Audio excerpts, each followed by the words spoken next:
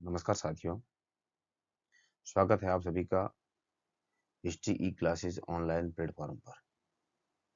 आज के सेशन में प्रीवियस पेपर की कड़ी में माध्यमिक शिक्षा बोर्ड राजस्थान की कक्षा 12वीं इतिहास विषय के प्रश्न पत्र 2017 पर चर्चा करेंगे। जैसा आप देख रहे हैं, 2017 में जो बोर्ड के द्वारा प्रश्न पत्र जारी किया गया था, आज अपन उसको हल सहित समझेंगे। विद्यार्थियों, आपकी जानकारी के लिए बता दें कि हमने 2023 माध्यमिक शिक्षा बोर्ड द्वारा जारी किए गए मॉडल प्रश्न पत्र को हल सहित समझ लिया है। 2022 में बोर्ड के द्वारा जो फाइनली बोर्ड में प्रश्न पत्र जारी किया गया था, हमने उसको भी हल कर दिया है। और 2021 में कोरोना काल की वजह से बोर्ड का एग्जाम हुआ नहीं था, इसलिए कोई प्रश्न पत्र नहीं था। 2020, 2019 और 2018 ये जो 3 साल का कार्यकाल है, इस 3 साल के कार्यकाल में माध्यमिक शिक्षा का अलग से सिलेबस था जो एनसीईआरटी बुक्स का नहीं था। राजस्थान सरकार के द्वारा जारी किया गया था, तो उसका सिलेबस अलग होने की वजह से इन तीनों सालों के प्रश्न पत्र को मैंने हल नहीं किया है। और आपको भी ये विदित होगा, मैं जानकारी दे दूं कि इन तीनों सालों के जो प्रश्न पत्र है, उसका वर्तमान के सिलेबस से ज्यादा कोई ताल्लुकात नहीं है। इसलिए आपको ये तीनों जो प्रश्न पत्र है, इनको देखने की आवश्यकता नहीं है।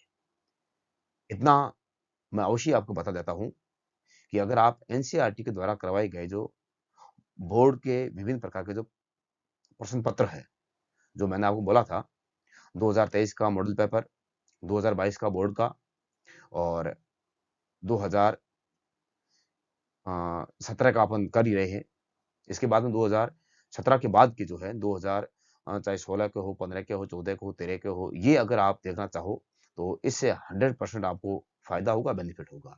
तो मैं आपसे इतना ही अनुरोध करूंगा कि अगर आपको समय मिलता है तो जो प्रीवियस पेपर है उसको बोर्ड के एग्जाम से पहले एक बार अवश्य देख ले, उनका जितना हो सके उतना प्रश्नों को हल कर ले। इससे आपको 100% बोर्ड के एग्जाम में बेनिफिट होगा, इसका फायदा आपको 100% मिलेगा। चलते हैं बगैर समय गवाए पहले क्वेश्चन की ओर देखते हैं। एक चीज और बता देते हैं आपके कि 2017 से पहले का जो पैटर्न था वो कुछ अलग था, और वर्तमान में 2022 और जो 2023 में जो बोर्ड के द्वारा जारी किया गया जो पैटर्न है, ब्लूप्रिंट है, वो कुछ अलग है। वर्तमान में अगर देखा जाए तो एक एक नंबर के जो प्रश्न है वो लगभग 30 के आसपास आते हैं, 29 आते हैं।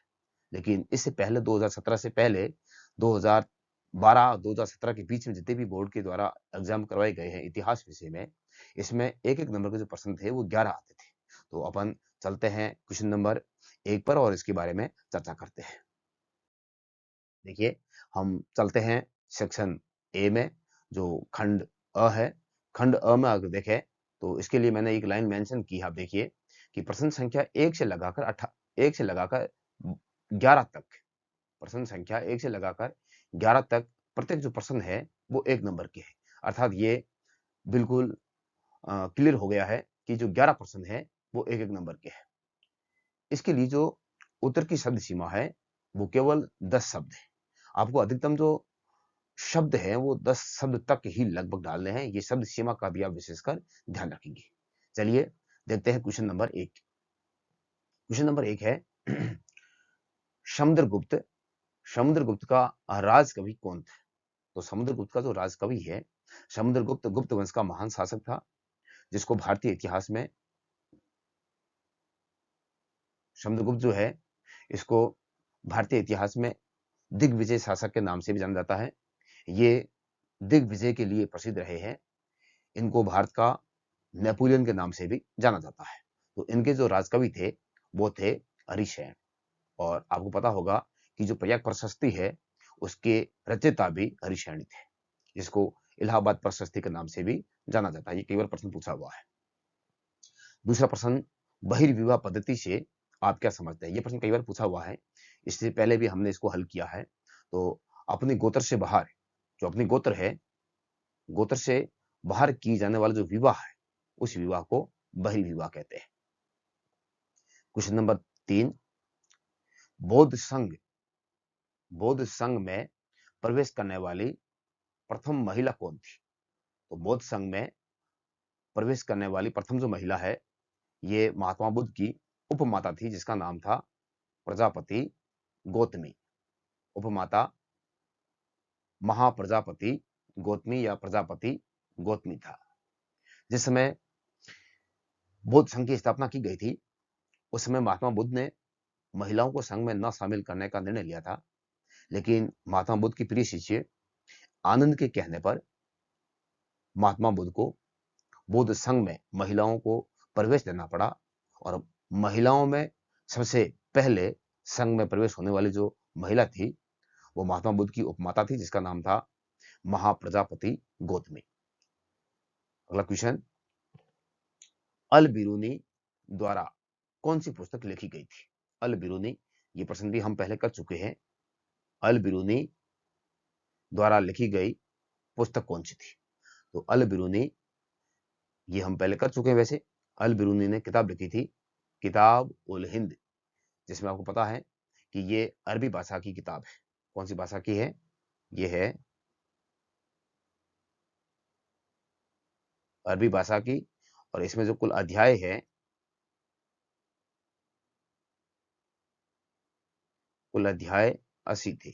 ये भी कई बार पूछा हुआ है कि ये किताब उल हिंद मूलतः कौन सी भाषा में लिखी गई है?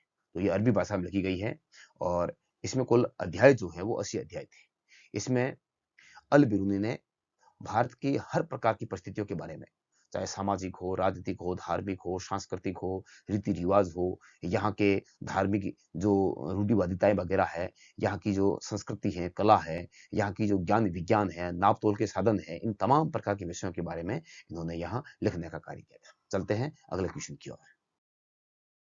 क्वेश्चन नंबर 5, मोहम्मद बिन तुगलक द्वारा, मोहम्मद बिन तुगलक पता होगा आपको, तुगलक वंश के ये शासक थे।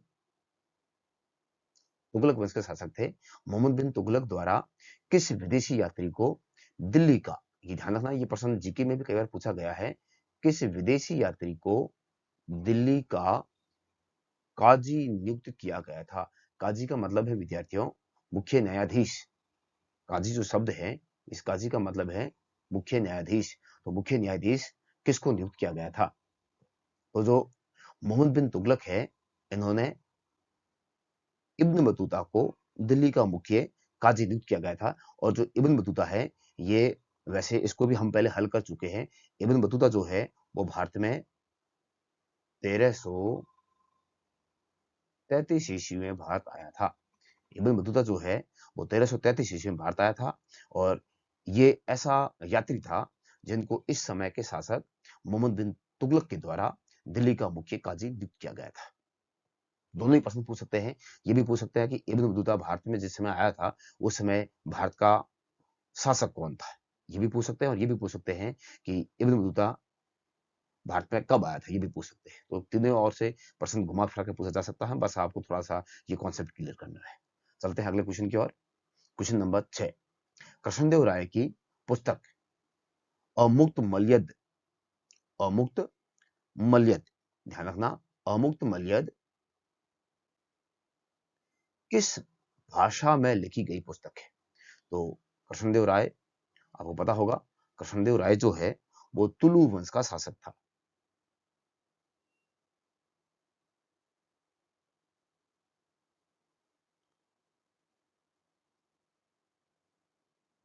तुलु वंश का शासक था और बड़ा विद्वान था। इन्होंने एक पुस्तक लिखी है जो अमुक्त मल्यद है।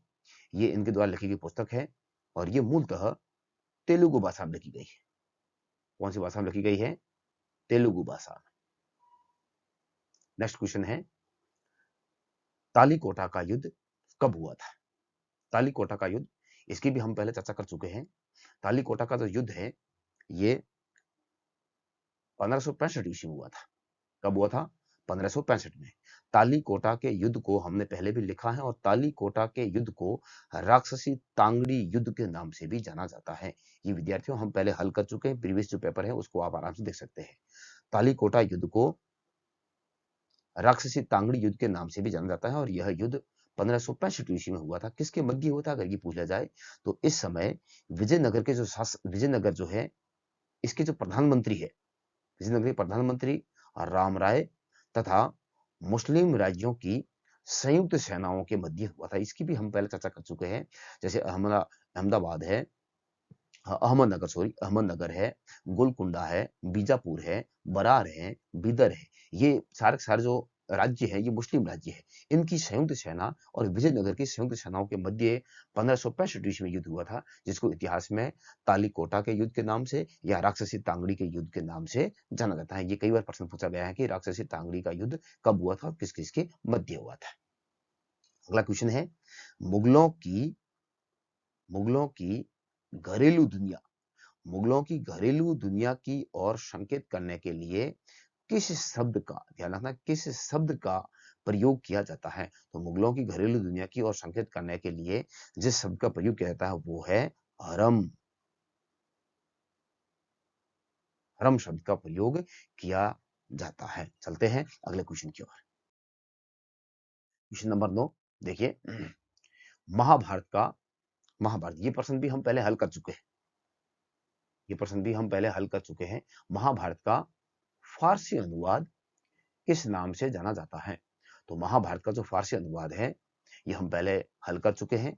फारसी अनुवाद रज़्मनामा के नाम से जाना जाता है। प्रश्न ये भी पूछ सकते हैं कि रज़्मनामा कौन सी पुस्तक का फारसी अनुवाद है? तो रज़्मनामा महाभारत का फारसी अनुवाद है। अकबर के शासनकाल में इसका फारसी भाषा में अनुवाद करवाया गया था। चलते हैं अगले क्वेश्चन की ओर।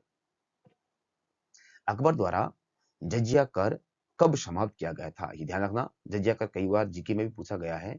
जजिया कर अकबर के द्वारा जजिया कर को कब समाप्त किया गया था? तो जजिया कर को समाप्त अकबर के द्वारा ही किया गया था, और इसको कब समाप्त किया गया था? 1564 ईस्वी में। और तीर्थ यात्रा कर जो है इसको 1563 में, तीर्थ यात्रा कर को 1563 ईस्वी में अकबर के द्वारा समाप्त किया गया था। चलते हैं अगले क्वेश्चन की ओर। राजा जॉर्ज पंचम ये भी हम पहले हल कर चुके हैं। राजा जॉर्ज पंचम ये ब्रिटेन के राजा थे। ब्रिटेन के राजा जॉर्ज पंचम और उनकी पत्नी है, महारानी है, जिसका नाम है मैरी। महारानी का नाम है मैरी। मैरी के स्वागत के लिए भारत में किस इमारत का निर्माण किया गया था? कौन सी इमारत बनाई गई थी जो जॉर्ज पंचम और उनकी पत्नी मैरी के स्वागत के लिए बनाई गई थी? बड़ा डीपली प्रश्न है और बड़ा इंपॉर्टेंट इंटरेस्टिंग प्रश्न है। देखिए, जिस समय भारत अंग्रेजों को गुलाम हुआ करता था उसमें ब्रिटिश राजा जॉर्ज पंचम भारत में आते हैं, और इनके साथ में इनकी पत्नी मैरी भी भारत में आता है। तो मैरी भी भारत में आती है। तो मैरी और जॉर्ज पंचम के स्वागत के लिए भारतीय लोगों ने उनके स्वागत के लिए एक इमारत बनाई थी। कौन सी इमारत बनाई थी? ये इमारत बनाई थी गेटवे ऑफ इंडिया। आज भी बनी हुई है, ये बंबई में है। कहां पर है? बंबई में है। तो गेटवे ऑफ इंडिया का निर्माण किया गया था, और इसका निर्माण कब किया गया था? 1911 में। गेटवे ऑफ इंडिया का निर्माण 1911 में किया गया था, और ये इमारत कहाँ बनाई गई है? बंबई में। और आपको पता होगा कि जिस समय जॉर्ज पंचम और उनकी पत्नी मैरी भारत में आए थे, इसी समय इन्होंने 1911 में ही, इस समय जो भारत की राजधानी है वो कलकत्ता हुआ करती थी, और इस समय जॉर्ज पंचम ने ये घोषणा की थी कि अब जो भारत की राजधानी है वो कलकत्ता ना होकर भारत की राजधानी होगी दिल्ली। तो 1911 से लगाकर और आज वर्तमान तक 2023 तक जो भारत की राजधानी है वो आज भी कौन सी है? दिल्ली है। चलते हैं अगले क्वेश्चन की ओर। ये आप देख रहे हैं 11 प्रश्न हो गए हैं, एक एक नंबर के सारे प्रश्न आ गए हैं। हमने जो अ सेक्शन है, जो ए सेक्शन है, अ भाग है, इसको क्लियर कर दिया है, और चलते हैं खंड ब की ओर, जो कि बी पोर्शन है। देखिए बी सेक्शन में जो प्रश्न संख्या 12 से लगाकर 18 तक 12 से लगाकर 18 तक जो है, ये प्रत्येक प्रश्न 2 नंबर के हैं, 2 अंक का है और इसके लिए जो शब्द सीमा है, वो है 20 शब्द। शब्द सीमा कितनी है? 20 शब्द है। तो 12वां प्रश्न को देखिए विद्यार्थियों। प्रश्न प्रश्न कह रहा है कि किन 2 समकालीन लेखकों के विवरण में मौर्य वंश के इतिहास की जानकारी प्राप्त होती है? ऐसे कौन-कौन से 2 समकालीन लेखक हैं, जिनके द्वारा जो लिखी गई पुस्तकें हैं, उनके माध्यम से हमें मौर्य वंश के बारे में जानकारी प्राप्त होती है। मौर्य वंश के बारे में जानकारी प्राप्त होती है। तो यहाँ हम 2 प्रकार के लेखकों के बारे में और उनके द्वारा लिखी गई पुस्तकों की बात करते हैं। तो पहला लेखक है, वो है यूनानी राजदूत मेगास्थनीज। यूनानी राजदूत मेगास्थनीज, आपने नाम सुना होगा सेल्यूकस का। ये सेल्यूकस का एक प्रकार से दरबारी था और सेल्यूकस ने मेगास्थनीज को चंद्रगुप्त मौर्य के दरबार में भेजा था। यहाँ पर आने के बाद मेगास्थनीज ने एक पुस्तक लिखी जिसका नाम है इंडिका। इंडिका कार नहीं है विद्यार्थियों, पुस्तक का नाम है। आप सोच रहे होंगे कि मेगास्थनीज ने भारत में आने के बाद चंद्रगुप्त मौर्य को कोई इंडिका दे दी है। इंडिका नहीं है, ये इंडिका है लेकिन इंडिका गाड़ी नहीं है, ये इंडिका पुस्तक का नाम है। और चलते हैं दूसरा जो विद्वान है जिसका नाम है कौटिल्य। कौटिल्य को इतिहास में 3 नामों से जाना जाता है। कौटिल्य भी कहते हैं और चाणक्य भी कहते हैं और विष्णुगुप्त भी कहते हैं। 3 नाम है इसके, ध्यान रखना। इनके द्वारा ये जो कौटिल्य है, ये चंद्रगुप्त मौर्य के गुरु थे और इनके द्वारा भी एक पुस्तक लिखी गई जिसका नाम है अर्थशास्त्र। इस अर्थशास्त्र से भी हमें मौर्य वंश के बारे में लगभग संपूर्ण जानकारी प्राप्त होती है। तो ये 2 पुस्तक हो गई है, इंडिका और दूसरी है अर्थशास्त्र। कई बार ये भी पूछ लेते हैं कि अर्थशास्त्र की रचना किसने की थी? तो आ जाएगा कौटिल्य। और ये पूछ लेते हैं कि इंडिका की रचना किसने की थी? तो आ जाएगा मेगास्थनीज। चलते हैं 13वें क्वेश्चन की ओर। 6ठी शताब्दी ईस्वी के बाद सोने के सिक्कों का प्रचलन कम क्यों हो गया था? ये प्रश्न भी हम पहले हल कर चुके हैं। तो सोने के सिक्कों का प्रचलन कम क्यों होता है, इसको देखिए। कुछ इतिहासकारों के अनुसार रोमन साम्राज्य के पतन के बाद दूरवर्ती व्यापार में कमी आ गई थी। जो रोमन के साथ में और रोमन के आसपास के क्षेत्रों से जो भारत का व्यापार होता था, लेकिन जैसे ही रोमन साम्राज्य का पतन होता है, तो भारत में सोना वगैरह आना बंद हो गया है। सोने का व्यापार भी होना बंद हो गया है। दूसरा, कुछ विद्वान ये भी कहते हैं कि सोने के सिक्के इस समय प्रचलन में थे।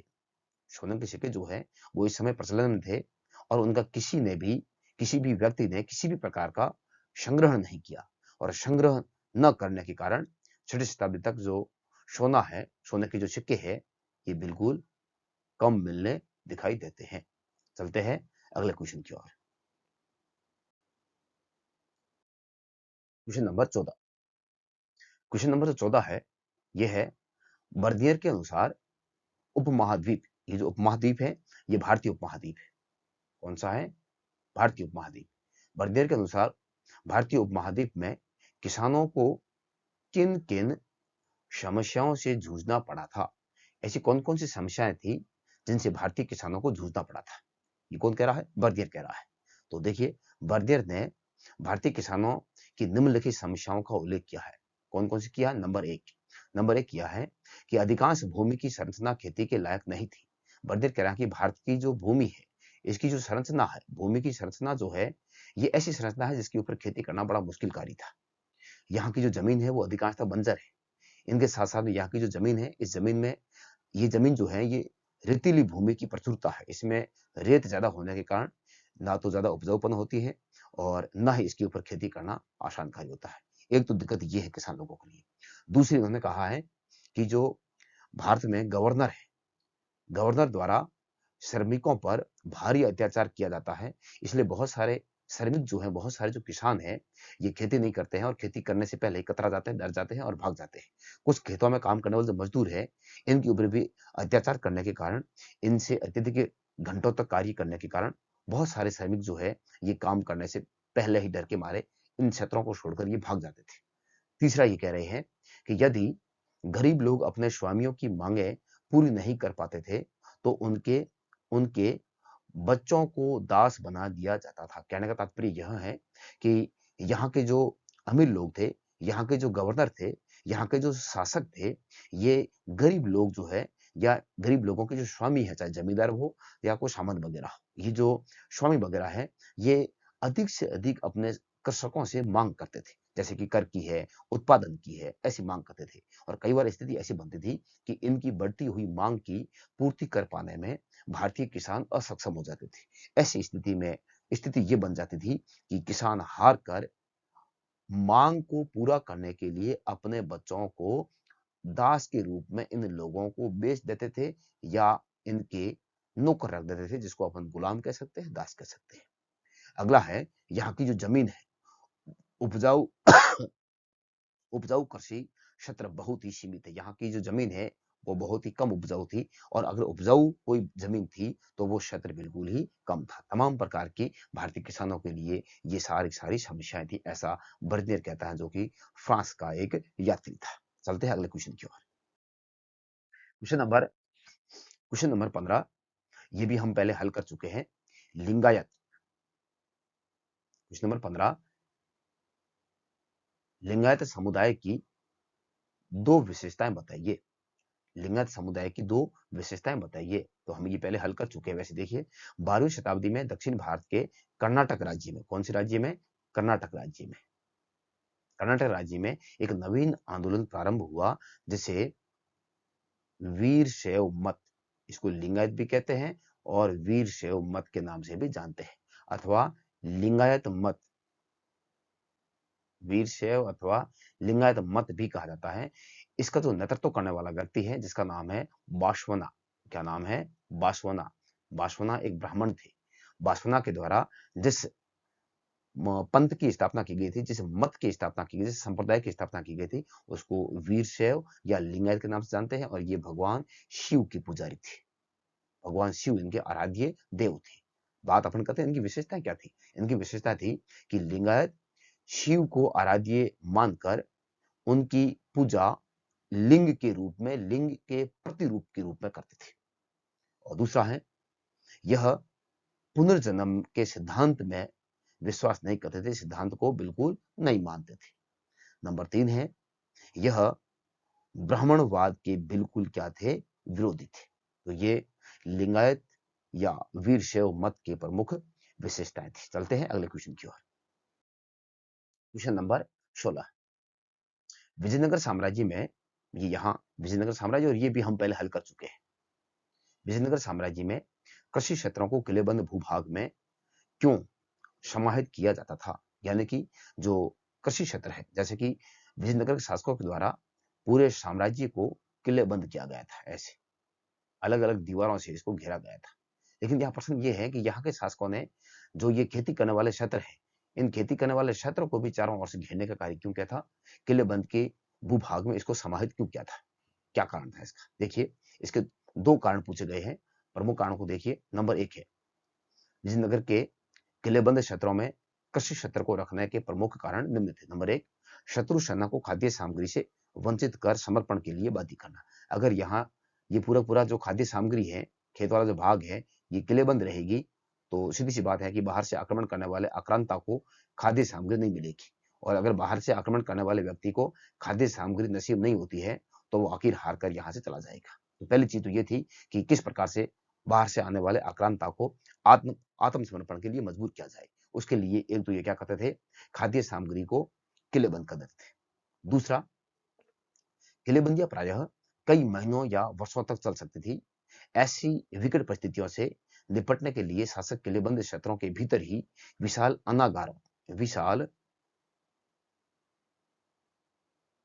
अनागारों का निर्माण कर लेते थे। यानी कई बार क्या होता था, जैसे कि ये विजयनगर साम्राज्य है, तो इसके चारों ओर यहाँ बाहर से आक्रांता घेरा डाल देते थे। और ऐसी स्थिति में इन लोगों के लिए जो विजयनगर जो साम्राज्य है, यहाँ के लोगों के लिए खाद्य सामग्री कमी आ जाती थी। इसलिए इस कमी की पूर्ति करने के लिए विजयनगर शासकों ने दूरदृष्टि के कारण ये जो पूरा क्षेत्र है, इसको चारों ओर से किलेबंद कर दिया, दीवार से घेर दिया, ताकि बाहर से जो भी आक्रांता आते हैं, ये जब अगर लंबे समय तक घेरा डाल के भी रखते हैं, तब भी इनको किसी प्रकार की समस्याओं का सामना नहीं करना होता था। और कई बार ये क्या करते थे, यहाँ बड़े-बड़े अन्नागारों का निर्माण कर देते थे। अन्नागारों का मतलब ये है, अन्न को स्टॉक कर देते थे, जिसको अपन स्टॉक कहते हैं। बफर स्टॉक, आप वर्तमान में नाम सुना होगा बफर स्टॉक। तो ये क्या करते थे, अन्न के बड़े-बड़े भंडार यहाँ बनाते थे और यहाँ पर खाद्य सामग्री को भंडारित कर देते थे और ये जब तक घेरा रखते थे तब तक यहीं से खाद्य सामग्री निकालते थे और ये अपने जनता के लिए और अपने लिए इस खाद्य सामग्री की आपूर्ति करते थे। चलते हैं अगले क्वेश्चन की ओर।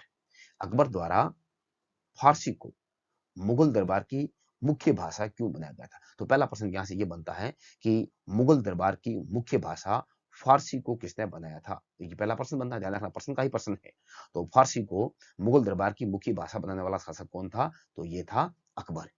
अब अकबर ने आखिर फारसी भाषा को दरबार की मुख्य भाषा क्यों बनाया? ये प्रश्न है दूसरा। तो देखिए इसको, अकबर ने फारसी भाषा को दरबार की मुख्य भाषा बनाया, ये तो हमने पहले ऊपर कर दिया हल। क्यों बनाया इसको देखिए।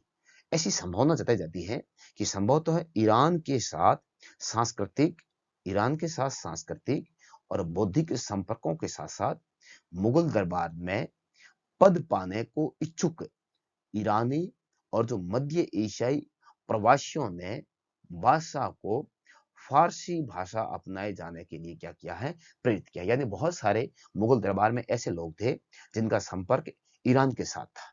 ये लोग चाहते थे कि ईरान की सांस्कृतिक जो रीति रिवाज है, संस्कृति है, उनको और जो उनके बौद्धिक संपर्क है, उनसे हम जुड़े रहे और इनके साथ साथ बहुत सारे लोग ऐसे भी थे जो ईरानी लोगों के और मध्य एशिया प्रवासी थे।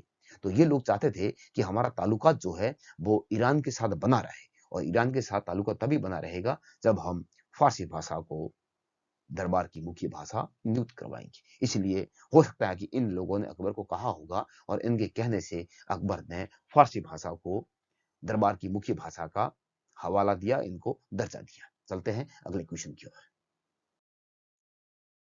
क्वेश्चन नंबर 18 बड़ा इंपॉर्टेंट है और ये बोर्ड में पूछा हुआ, इससे पहले भी पूछा हुआ है, जो प्रीवियस पेपर हुए हैं इसमें भी ये पूछा हुआ, बड़ा इंपॉर्टेंट प्रश्न है। 1 नंबर का भी प्रश्न पूछते हैं और 2-3 का भी ये प्रश्न पूछते हैं। यहाँ 2 का पूछा हुआ है, क्या पूछा हुआ देखिए कि 1929 1929 में आयोजित कांग्रेस का लाहौर अधिवेशन, ये बड़ा इंपॉर्टेंट, ध्यान रखना, लाहौर अधिवेशन किन 2 दृष्टियों में महत्वपूर्ण है? तो यहाँ पहला प्रश्न ये बनता है कि लाहौर अधिवेशन कब हुआ? तो लाहौर अधिवेशन हुआ है 1929 में। ठीक है, लाहौर भारतीय राष्ट्रीय कांग्रेस का लाहौर अधिवेशन कब हुआ है? 1929 में। लेकिन ये प्रसिद्ध क्यों है, महत्वपूर्ण क्यों है? प्रश्न ये है। तो महत्वपूर्ण क्यों है इसको देखिए, लाहौर अधिवेशन दिसंबर दिसंबर 1929 को हुआ है। कब हुआ? दिसंबर 1929 को हुआ है। लाहौर अधिवेशन दिसंबर 1929 में कांग्रेस ने अपना वार्षिक अधिवेशन लाहौर में आयोजित किया था और ये 2 दृष्टियों से महत्वपूर्ण है। 2 दृष्टि कौन-कौन सी हैं? ये है नंबर 1, जवाहरलाल नेहरू, इसका जो अध्यक्ष बना था वो कौन थे? जवाहरलाल नेहरू। जवाहरलाल नेहरू इसके अध्यक्ष थे। अध्यक्ष के रूप में इनका चुनाव किया गया था और ये युवा थे बिल्कुल। कैसे थे? युवा। जवाहरलाल नेहरू युवा थे और इनको 1929 के लाहौर अधिवेशन का अध्यक्ष नियुक्त किया गया था और इससे ऐसा लगा, युवाओं को ऐसा लगा कि जो भारतीय राष्ट्रीय कांग्रेस का नेतृत्व जो है वो किसको सौंप दिया गया है, नेतृत्व की जो छड़ी है वो युवाओं को सौंप दी है। तो एक तो युवा को अध्यक्ष बनाने से ऐसा प्रतीत हुआ लोगों को कि भारतीय राष्ट्रीय कांग्रेस की जो छड़ी है वो युवाओं को सौंप दी गई। एक तो इसके लिए ये प्रसिद्ध रहा है। दूसरा क्यों रहा है? दूसरा ये रहा है कि इसी अधिवेशन के दौरान पूर्ण स्वराज या पूर्ण स्वतंत्रता की घोषणा की गई थी। ये 1929 को आयोजित किया गया था और इस अधिनियम के तहत ही जवाहरलाल नेहरू ने ये घोषणा की थी कि आने वाली जो 30 जनवरी है, आने वाली ये दिसंबर 1929 को हुआ है और कहा कि आने वाली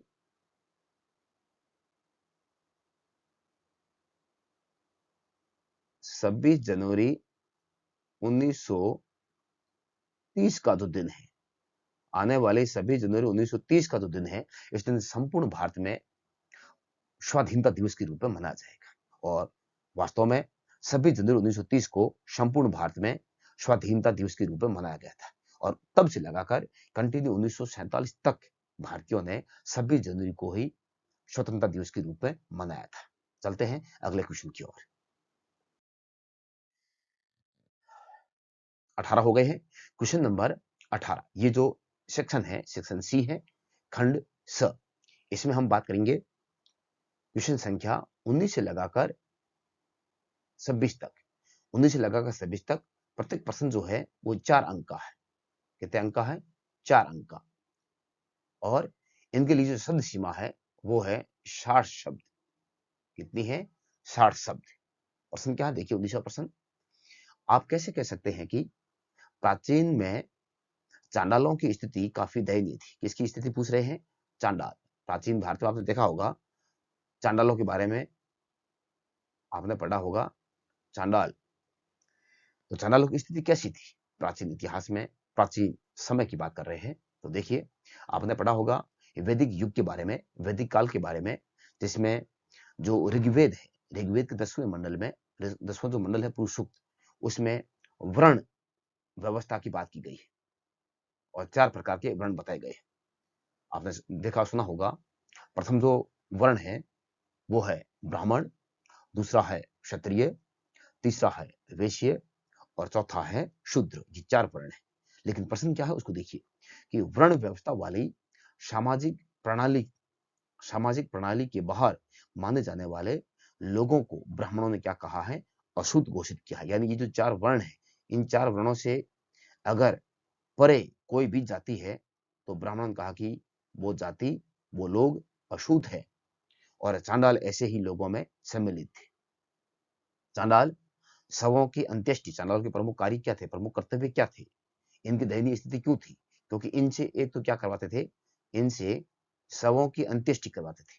जिनकी मृत्यु होती थी उनको उनका जो अंतिम वाला मोक्ष वाला जो कार्य है वो करवाते थे। अगर जलाने का कार्य है तो जलाते थे, गाड़ने का कार्य है तो गाड़ते थे। एक तो शवों की अंत्येष्टि करवाते थे, एक जो मृत पशु है, गाँव में, शहरों में अगर किसी पशु की मृत्यु हो जाती थी, तो मृत पशुओं को उठाने का कार्य भी चांडाल ही करते थे। इन्हें वर्ण व्यवस्था वाले समाज में निम्न सबसे निम्न कोटि में रखा जाता था।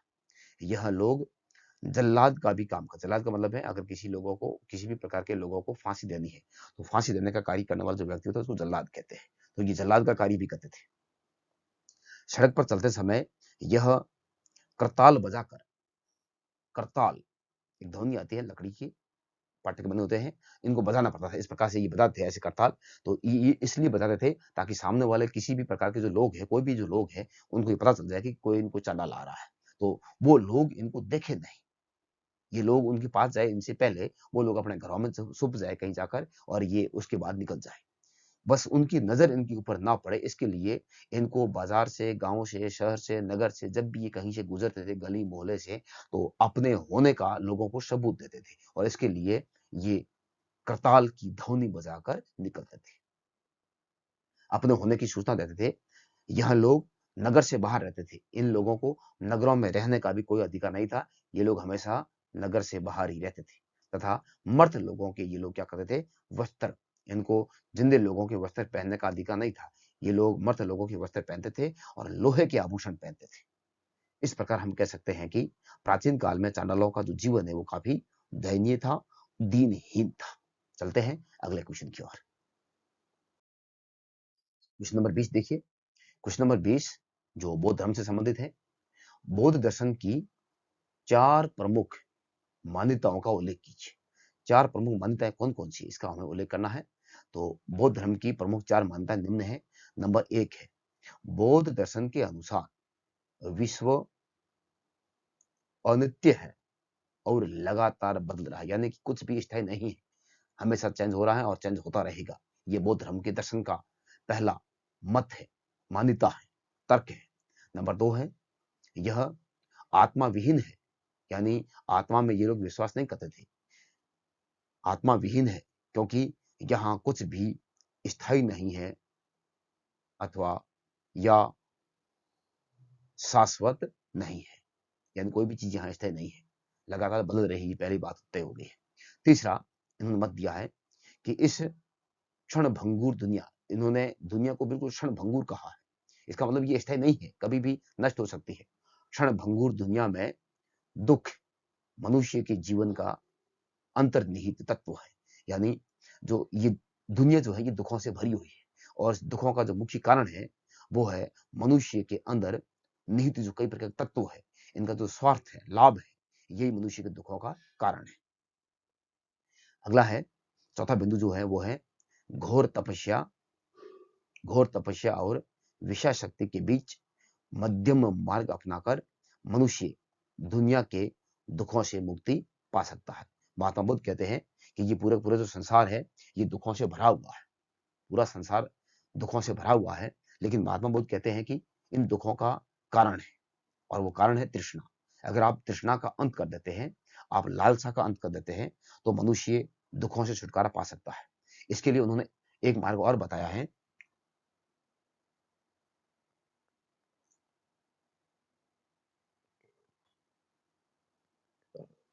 और वो बताया है कि मनुष्य को घोर तपस्या नहीं करनी चाहिए, मनुष्य को बीच का रास्ता मध्यम मार्ग अपनाना चाहिए। और मध्यम मार्ग के लिए महात्मा बुद्ध ने 8 मार्ग बताए हैं। मध्यम मार्ग को अपनाते हुए मनुष्य विभिन्न प्रकार के दुखों से मुक्ति पा सकता है।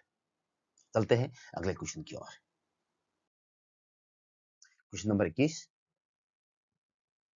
क्वेश्चन नंबर 21 है, शासकों ने, विशेषकर जो शासक थे, इन्होंने सूफी संतों के साथ संबंध स्थापित करने का प्रयास क्यों किया? जो सूफी संत थे, इन सूफी संतों के साथ में शासक लोग जो है वो अपना ताल्लुका क्यों जोड़ते थे? क्या कारण था कि शासकों को सूफी संतों के साथ ताल्लुका जोड़ना पड़ता था, अपना संबंध स्थापित करना पड़ता था? तो देखिए, सूफी संतों की सूफी संतों की धर्मनिष्ठता, सूफी संतों की धर्मनिष्ठता, विद्वता तथा व्यक्तियों द्वारा उनकी चमत्कारी शक्ति में विश्वास उनकी प्रसिद्धि के प्रमुख कारण थे। यानी जो सूफी संत थे वो धर्म के प्रति बड़े निष्ठापूर्ण थे, बड़े विद्वान थे, और विद्वान होने के साथ साथ में इनके पास में चमत्कारी शक्तियां थी। इनके कारण जो सूफी संत थे वो काफी लोगों में और शासकों के मध्य प्रसिद्ध थे। इन्हीं कारणों से शासक वर्ग भी उनका समर्थन प्राप्त करना चाहते थे। ये जनता में लोकप्रिय होने के कारण शासक भी चाहते थे कि अगर इनका हमें समर्थन मिल जाए तो शायद हमें जनता का समर्थन मिल जाएगा। इसलिए ये ऐसे सूफी संतों का हमेशा समर्थन प्राप्त करना चाहते थे, इनका सहयोग प्राप्त करना चाहते थे। निसंदेह सुल्तान जानते थे कि उनकी अधिकांश प्रजा, इस समय के जो सुल्तान थे वो ये सारे जानते थे कि भारत में अधिकांश जो प्रजा है, अधिकांश जो जनता है, वो हिंदू धर्म से ताल्लुकात रखती है, हिंदू धर्म से संबंधित है। अतः उन्होंने ऐसे सूफी संतों का सहारा लिया जो अपने आध्यात्मिक सत्ता के लिए हिंदुओं में आध्यात्मिक सत्ता के लिए हिंदुओं में समान रूप से उच्च स्थान रखते थे। यानी ये ऐसे सूफी संतों का सहारा लेना चाहते थे, ये ऐसे सूफी संतों को महान मानते थे जिनका ताल्लुकात केवल इस्लाम धर्म के लोगों से ही नहीं, बल्कि इनके साथ साथ में ये लोग हिंदू धर्म में भी लोकप्रिय थे। जैसे आपकी जानकारी के लिए बताएं कि ख्वाजा मोइनुद्दीन चिश्ती, ख्वाजा मोइनुद्दीन चिश्ती जो थे, ये एक ऐसे सूफी संत थे जिनके दरबार में किसी भी धर्म के, किसी भी जाति के लिए कोई प्रतिबंध नहीं था, और सारे हर धर्म के लोग इनके अनुयायी और इनके शिष्य हुआ करते थे। तो विशेषकर ऐसे जो विद्वान थे, ऐसे जो सूफी संत थे, इन्हीं से यहाँ के राजा अपना ताल्लुकात या अपना संबंध स्थापित करना चाहते थे। सूफी संत सूफी संत जनता में लोकप्रिय होने के कारण उनका समर्थन हासिल करने एवं अपना प्रभाव स्थापित करने के उद्देश्य से शासक सूफी संतों के साथ अपना संबंध स्थापित करने का हमेशा प्रयास करते थे। चलते हैं अगले क्वेश्चन की ओर।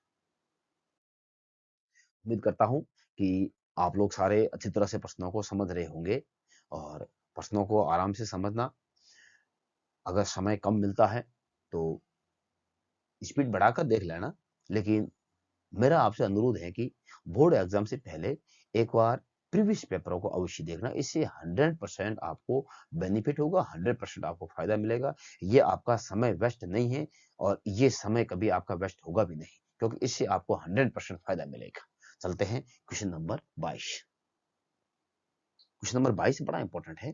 देखिए, देह से जान जा चुकी थी। ये प्रश्न जो है ये एक प्रकार से क्वेश्चन के रूप में कहा गया है कि देह से जान जा चुकी थी कथन को अवध के नवाब के निष्कासन के क्रम को स्पष्ट कीजिए। देखिए, ब्रिटिश गवर्नर जनरल, इस समय जो ब्रिटिश गवर्नर जनरल थे वो थे लॉर्ड लॉर्ड डलहौजी।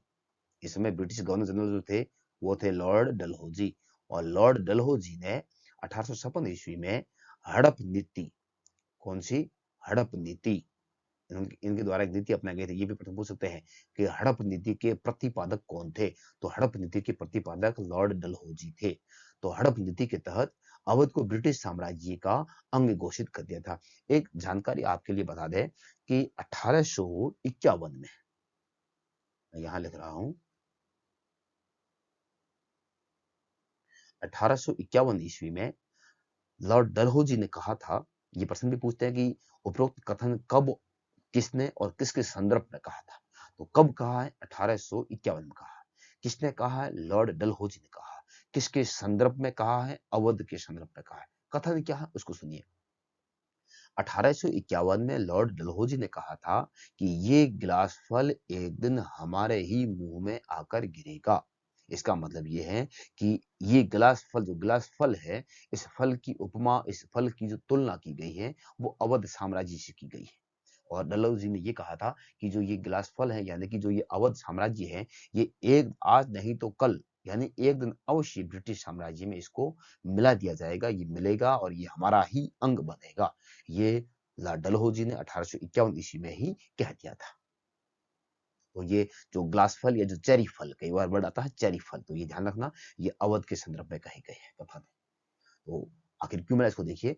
अवध द्वारा किए गए इस अधिग्रहण अधिग्रहण से तमाम इलाकों और रियासतों में गहरा असंतोष था, लेकिन जितना गुस्सा उत्तरी भारत की शान कहे जाने वाले अवध की रियासत में था, उतना भारत के और किसी क्षेत्र में नहीं था। यानी जितना उत्तरी भारत के, विशेषकर अवध क्षेत्र में निवास करने वाले लोगों ने ब्रिटिश साम्राज्य में अवध को शामिल करने के लिए या अवध का विलय करने का जो विरोध किया था, इतना भारत के किसी भी अन्य क्षेत्र की जनता ने नहीं किया था।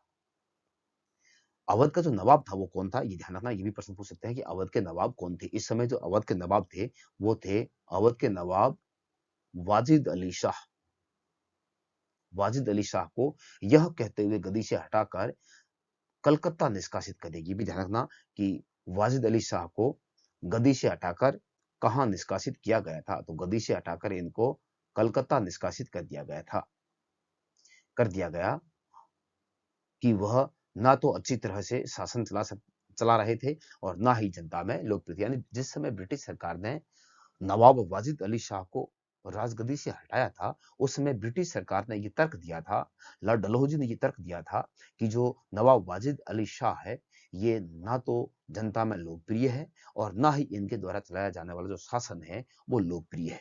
ये जनता में लोकप्रिय नहीं है, ना ही जनता के लिए ये कोई हितों में कार्य करता है, इसलिए हमने इनको पद से हटा दिया है और इस साम्राज्य को ब्रिटिश साम्राज्य में शामिल कर दिया है। हालांकि ये जो बात थी ये बिल्कुल सरासर गलत थी।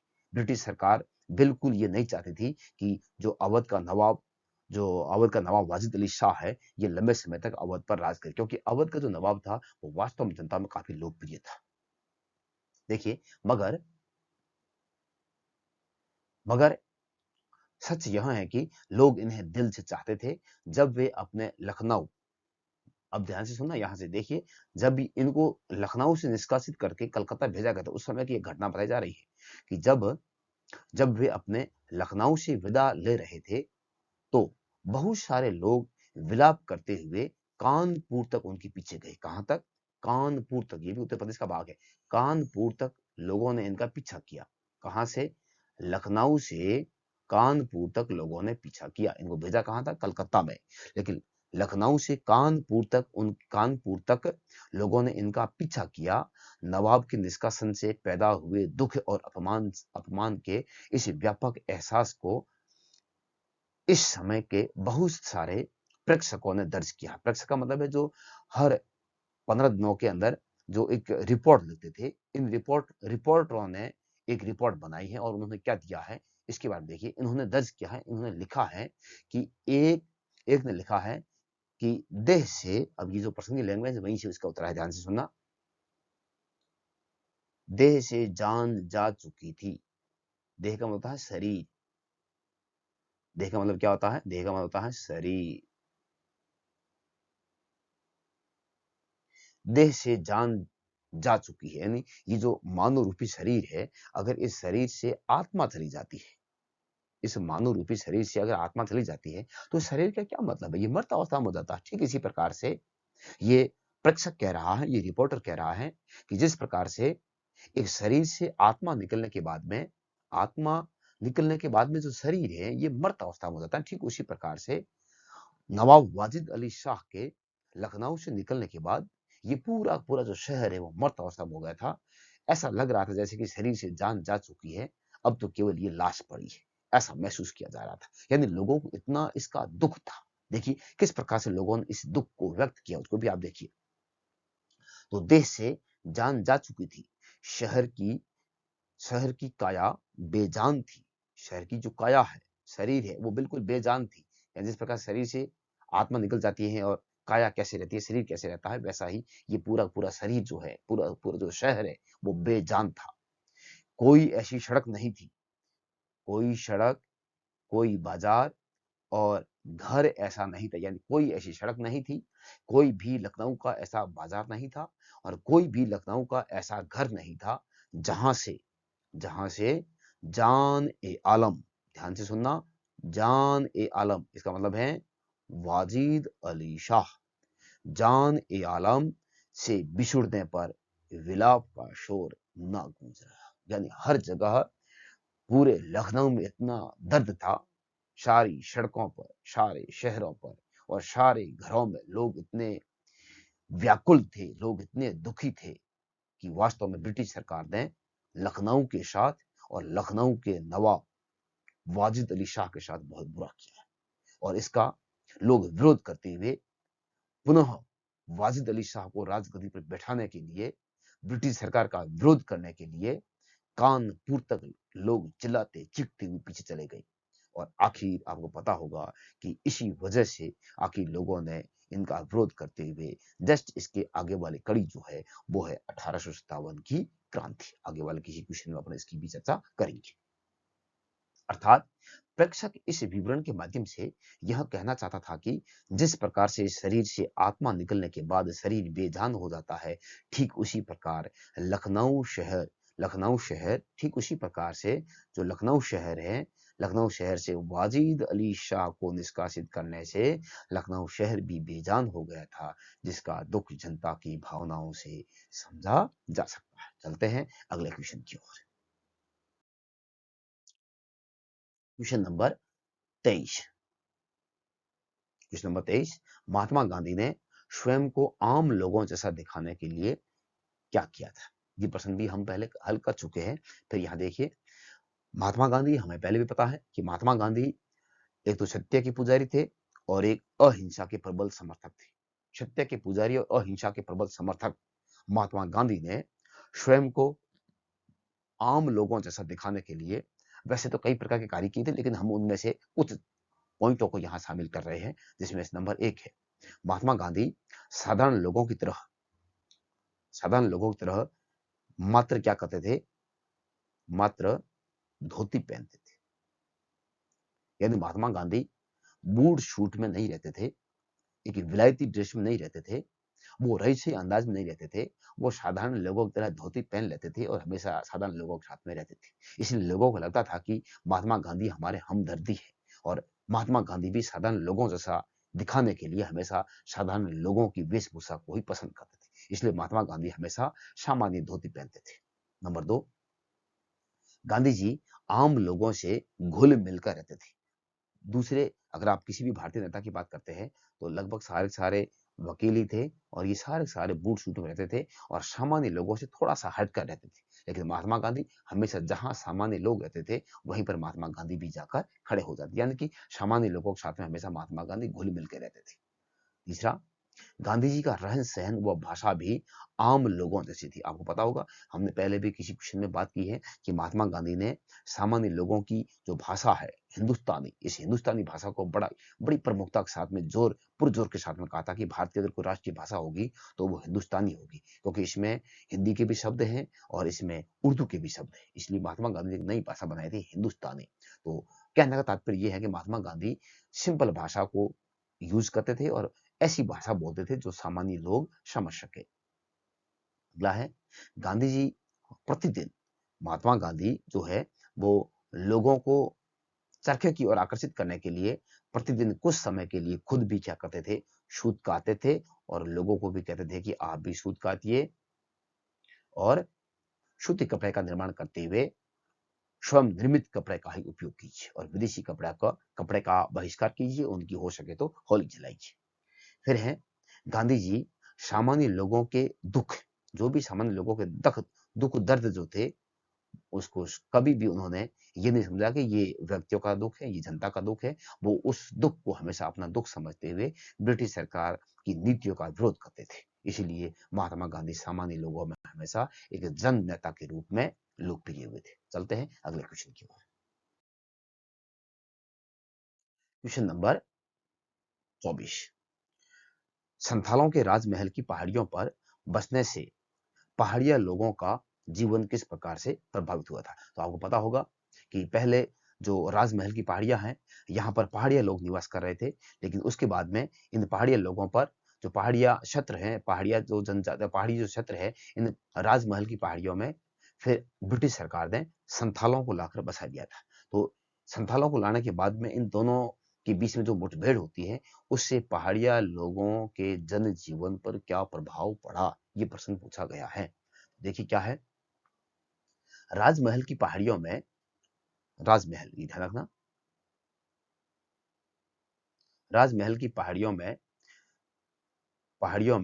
पहाड़िया जनजाति के लोग निवास करते थे। पहले यहाँ कौन रह रहे थे? पहाड़िया जनजाति के लोग निवास करते थे करते थे जब संथाल राजमहल की पहाड़ियों पर बसे तो पहले पहाड़िया लोगों ने इनका विरोध किया, यानी कि ये लोग पहले रह रहे थे। ये जो पहाड़ी वाला भाग है, ये इस यहाँ के आसपास के जो भूभाग है, इस भूभाग में पहले से ही पहाड़िया लोग रह रहे थे। अब ब्रिटिश सरकार ने संथालों को भी लाकर यहाँ बसा दिया। सीधी सी बात है कि जब दो अलग अलग जनजातियां होंगी, दो अलग अलग समुदाय होंगे, तो आपस में मुठभेड़ तो होनी है। तो ये जो लोग रह रहे थे पहले से पहाड़िया लोग, इन पहाड़िया लोगों ने क्या किया, इन संथाल लोगों का विरोध किया। दोनों के बीच में युद्ध हुआ, दोनों के बीच में प्रतिरोध हुआ, एक दूसरे का इन्होंने विरोध किया, तो प्रतिरोध किया गया। अंत तो वे इन पहाड़ियों में भीतर की ओर चले जाने के लिए मजबूर कर दी गई। यानी अंत तो ये जो पहाड़िया लोग हैं, ये हार जाते हैं और संथाल लोग जो हैं वो इनके भूभागों पर आधिपत्य स्थापित कर लेते हैं। आधिपित आधिपत्य स्थापित कर लेते हैं।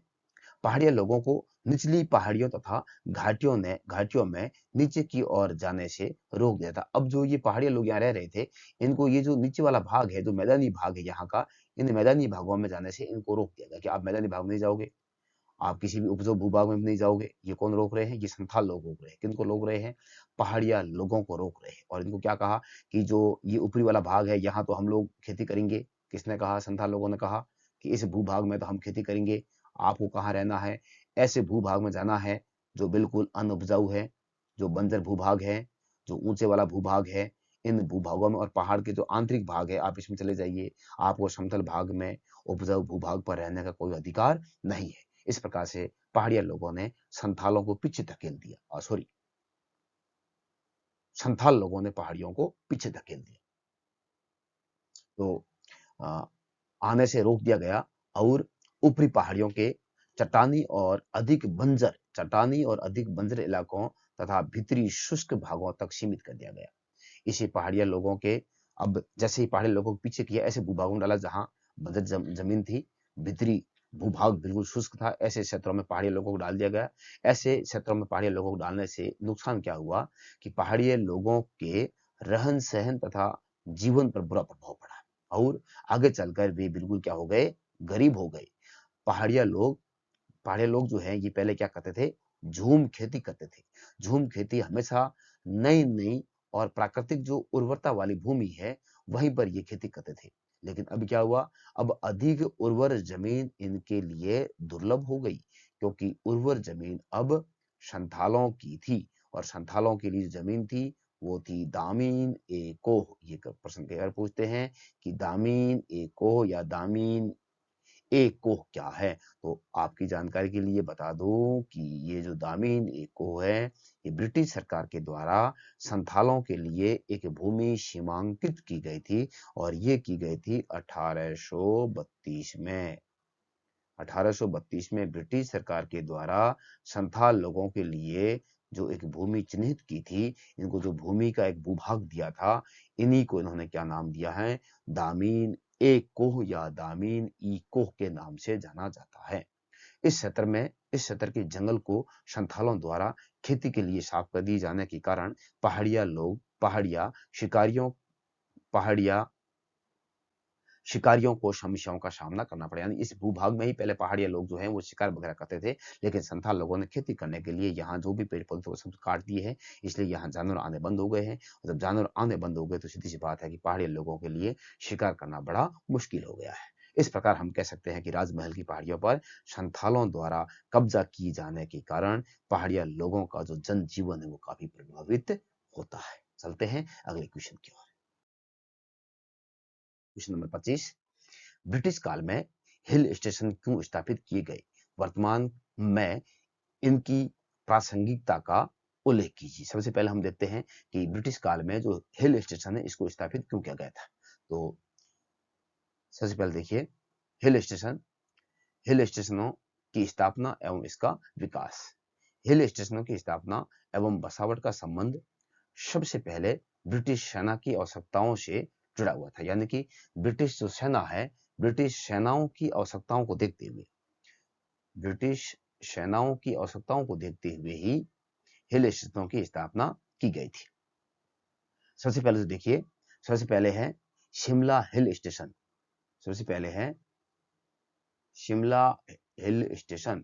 शिमला हिल स्टेशन की स्थापना गोरखा युद्ध के समय की गई थी, और जो गोरखा युद्ध है वो हुआ था 1815-16 में।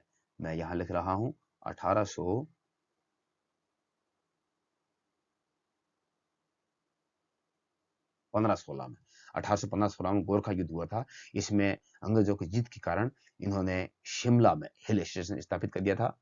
आबू हिल स्टेशन की स्थापना, फिर नंबर 2 है आबू हिल स्टेशन की स्थापना आंग्ल मराठा युद्ध के कारण हुई थी, और जो आंग्ल मराठा युद्ध है ये आपके हुआ था 1818 में 1818 में की गई थी। जबकि जो दार्जिलिंग हिल स्टेशन, तीसरा जो है वो है दार्जिलिंग हिल स्टेशन जो है वो है 1835।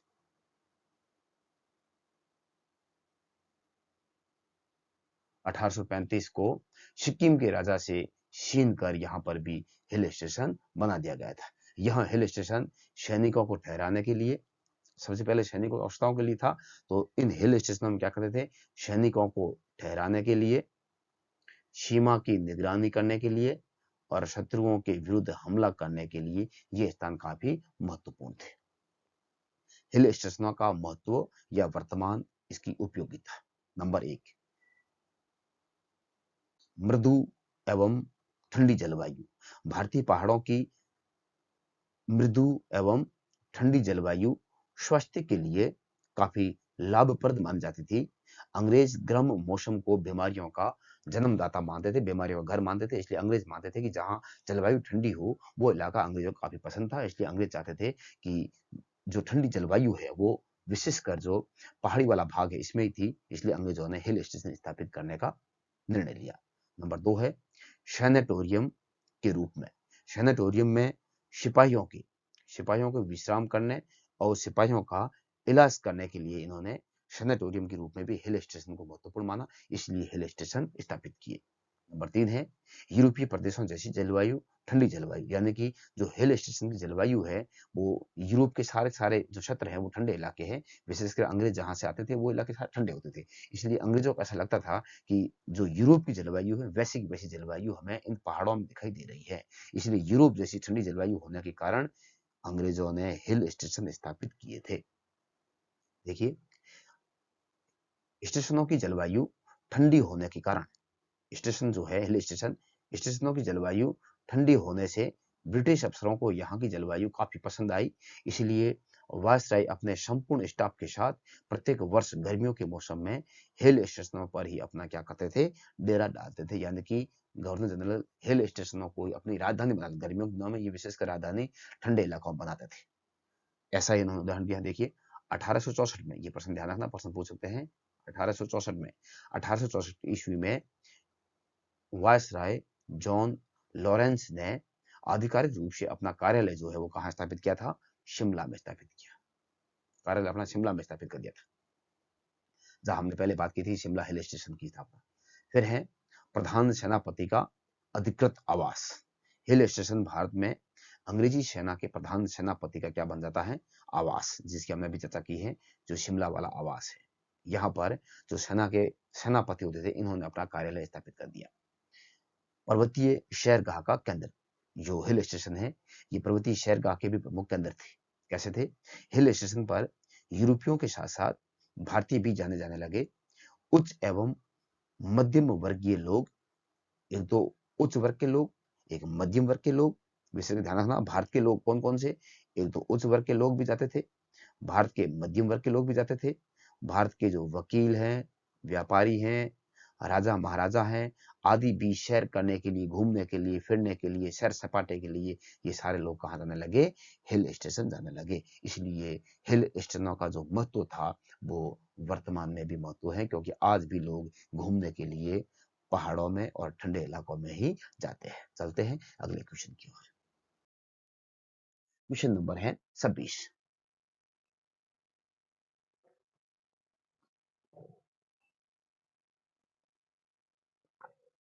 क्वेश्चन नंबर 26 देखिए, सोमनाथ लाहिड़ी को संविधान सभा पर ब्रिटिश साम्राज्य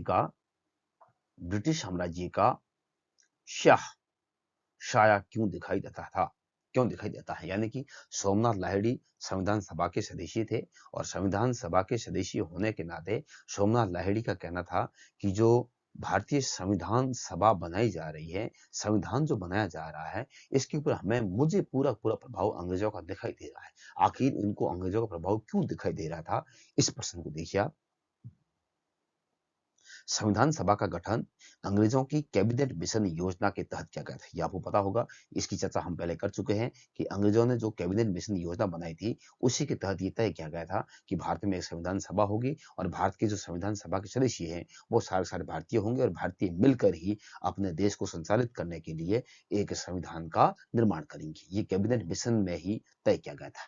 तो कैबिनेट मिशन योजना के तहत ही हुआ था, और इसके गठन में ब्रिटिश सरकार का बहुत बड़ा हाथ था। यानी कि जो संविधान सभा का गठन है, इसमें और कैबिनेट मिशन दोनों में ब्रिटिश सरकार का क्या था, पूरा हाथ था। ब्रिटिश सरकार ने संविधान सभा के कामकाज पर भी कुछ शर्तें लगा दी थी। जो संविधान सभा है, ब्रिटिश सरकार के द्वारा संविधान सभा में कैसे काम करना है, किस प्रकार से बनाना है, इसके लगभग सारे सारे कामकाज को हैंडल करने का कार्य अंग्रेज ही कर रहे थे। इसलिए लाहिड़ी को लग रहा था कि ये सारा सारा जो कार्य है वो अंग्रेज अपने स्वार्थ के लिए करवा रहे हैं। कामकाज पर कुछ शर्तें भी लगा दी थी। लाहिड़ी को ऐसा लग रहा था कि संविधान सभा अंग्रेजों की योजना को, संविधान सभा जो है, लाहिड़ी को लग रहा था कि जो भारतीय संविधान सभा है, ये अंग्रेजों की योजना को साकार करने का काम कर रही है। इसलिए संविधान सभा के कम्युनिस्ट सदस्य सोमनाथ लाहिड़ी को संविधान सभा की चर्चाओं पर ब्रिटिश साम्राज्य का शाह शाया दिखाई देता था, और उन्होंने संविधान सभा के सदस्यों तथा आम भारतीयों से भी ये आग्रह किया था कि वे साम्राज्य वे साम्राज्यवादी शासन के प्रभाव से सबसे पहले खुद को पूरी तरह से आजाद करें, और उसके बाद ही भारतीय संविधान सभा का निर्माण करें। चलते हैं अगले क्वेश्चन की ओर। आ गए हम सेक्शन डी में, खंड द, जो इसका अंतिम पोर्शन है। और प्रश्न संख्या, यहां पर हम बात करेंगे प्रश्न संख्या 27 से 29 तक। प्रत्येक प्रश्न जो है ये उस समय 6 अंक के आते थे, और आज वर्तमान समय 6 नंबर का प्रश्न नहीं आता है, ये ध्यान रखना। तो 6 अंक के थे। उत्तर की शब्द सीमा जो है इस समय 200 थी, 200 शब्द थी। ठीक है, तो 27वां प्रश्न है, हड़प्पा सभ्यता में प्राप्त मोहरों, हड़प्पा सभ्यता से प्राप्त होने वाले जो मोहरें और जो तोल के साधन है, इनका वर्णन करना है। एक तो मोहरों के बारे में और एक तोल के साधनों के बारे में। सबसे पहले हम बात करते हैं हड़प्पा मोहर के बारे में। प्रश्न पूछ सकते हैं, कई बार प्रश्न अलग से पूछते हैं कि सिंधु घाटी सभ्यता की मोहरों की विशेषताएं लिखिए या नाप तोल के साधनों की विशेषताएं लिखिए। तो ये अलग से भी छोटा प्रश्न पूछ सकते हैं। तो देखिए इसका हड़प्पा मोहर के बारे में। हड़प्पा मोहर हड़प्पा सभ्यता की सबसे विशिष्ट पुरावस्तु है। ये प्रश्न फ्रंट में पूछा गया, जिस समय अध्याय की शुरुआत होती है उसमें पूछा गया है कि हड़प्पा सभ्यता की सबसे विशिष्ट पुरावस्तु क्या है। तो सबसे विशिष्ट पुरावस्तु हड़प्पा मोहर। दूसरा प्रश्न यहाँ से ये बनता है कि हड़प्पा मोहर किसकी बनी हुई है। तो हड़प्पा जो मोहर है वो पत्थर की बनी हुई है। कौन से पत्थर की?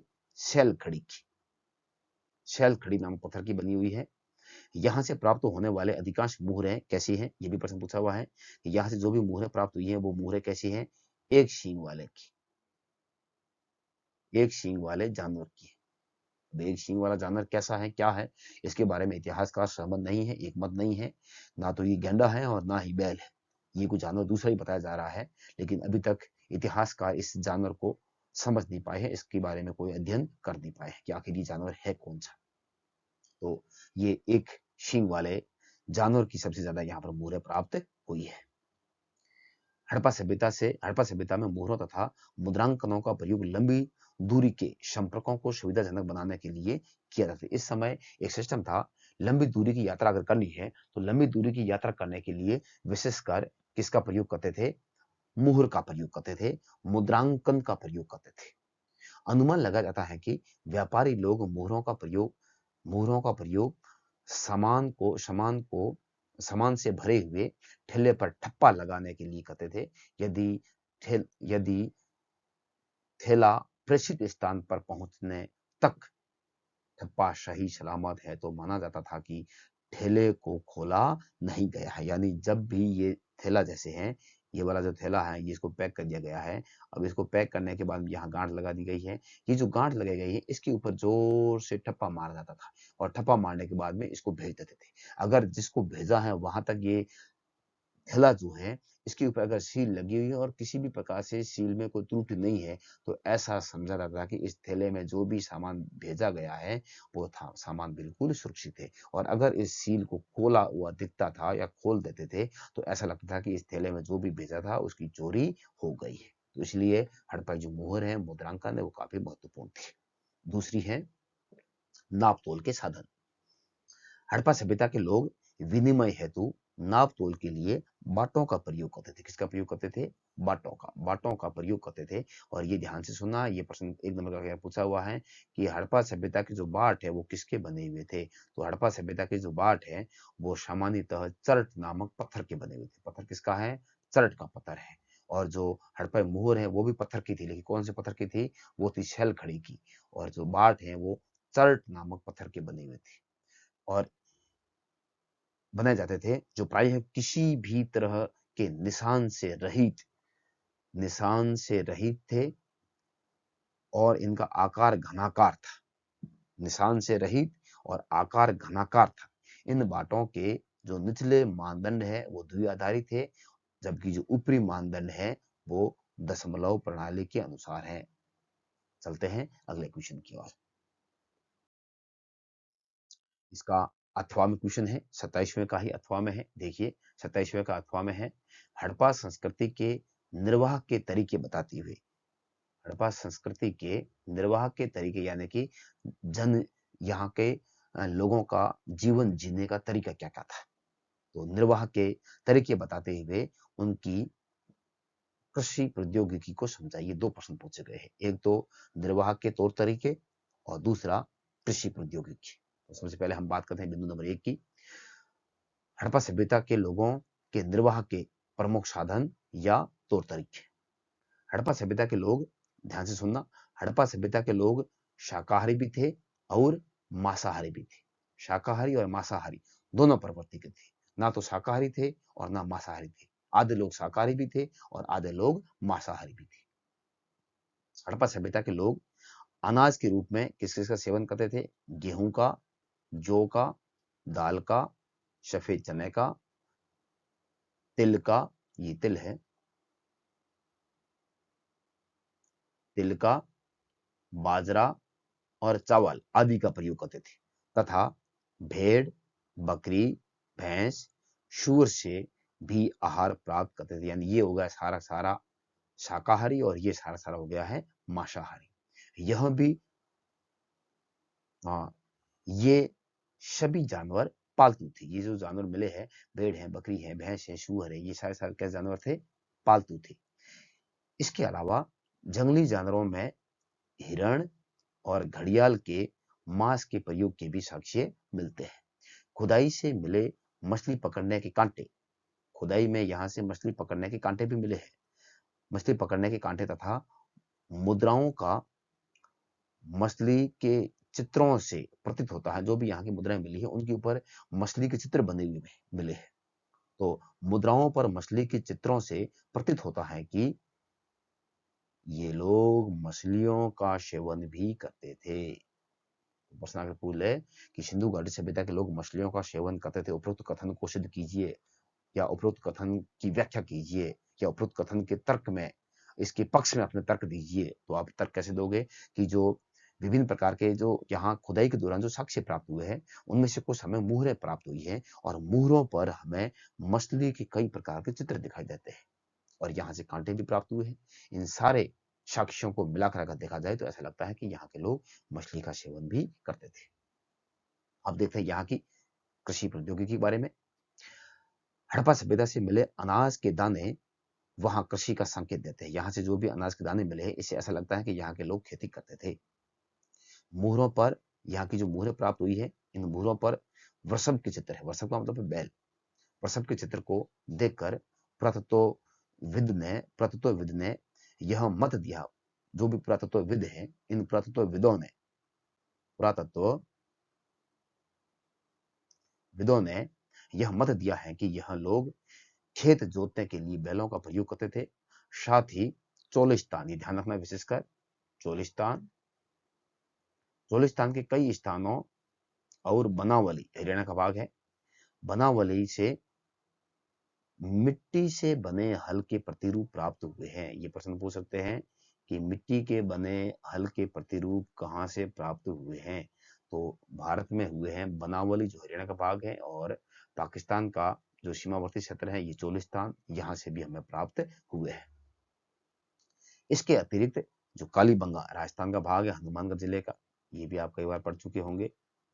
कालीबंगा हनुमानगढ़ का भाग है।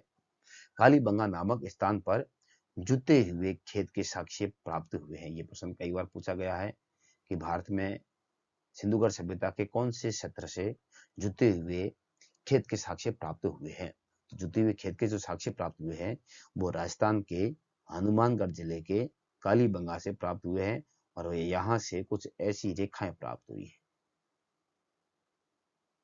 जो एक दूसरे को समकोण पर काट रही है, जो यह सिद्ध करते हैं कि हड़प्पा के लोग क्या करते थे? हड़प्पा के लोग खेती करते थे।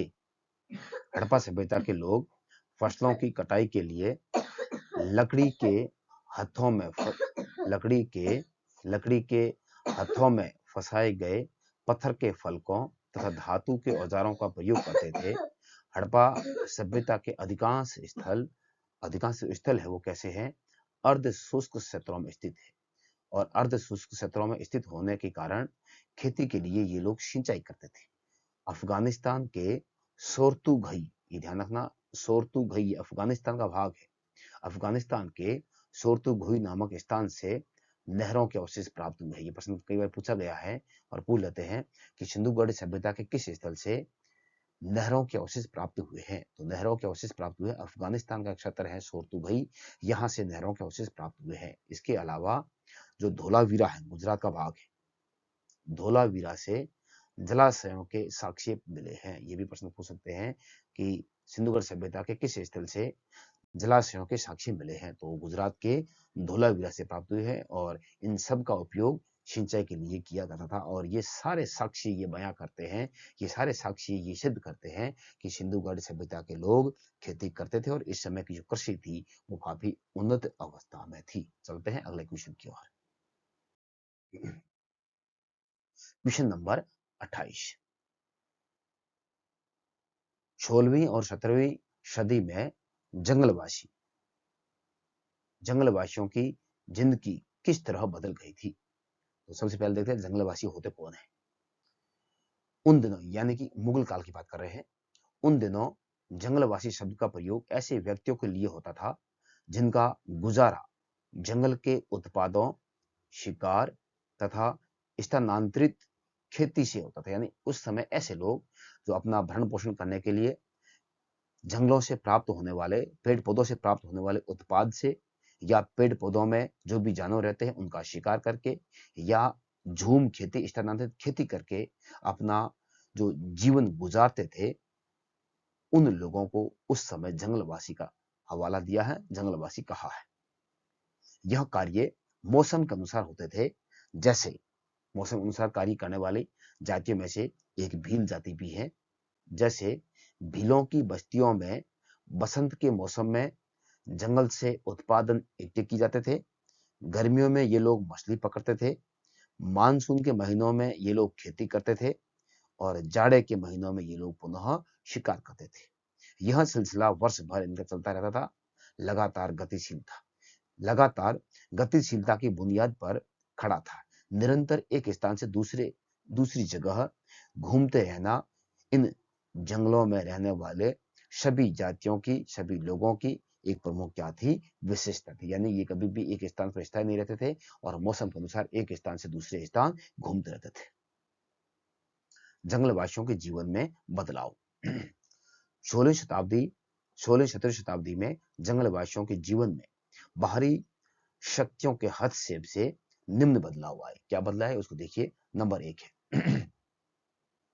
अब जो बाहरी जो भी जनजातियां है, बाहरी जो भी शक्तियां हैं, इन्होंने जंगलों में हस्तक्षेप करने से इन जंगलों में निवास करने वाले लोगों के जनजीवन पर क्या क्या प्रभाव पड़ा है, हम उसकी बात करते हैं। देखिए नंबर 1, बाहरी शक्तियों का जंगलों में प्रवेश। यानी बाहरी शक्तियों जैसी जंगलों में प्रवेश किया तो जंगलों में निवास करने वाले जो लोग हैं उनके जनजीवन पर क्या प्रभाव पड़ा।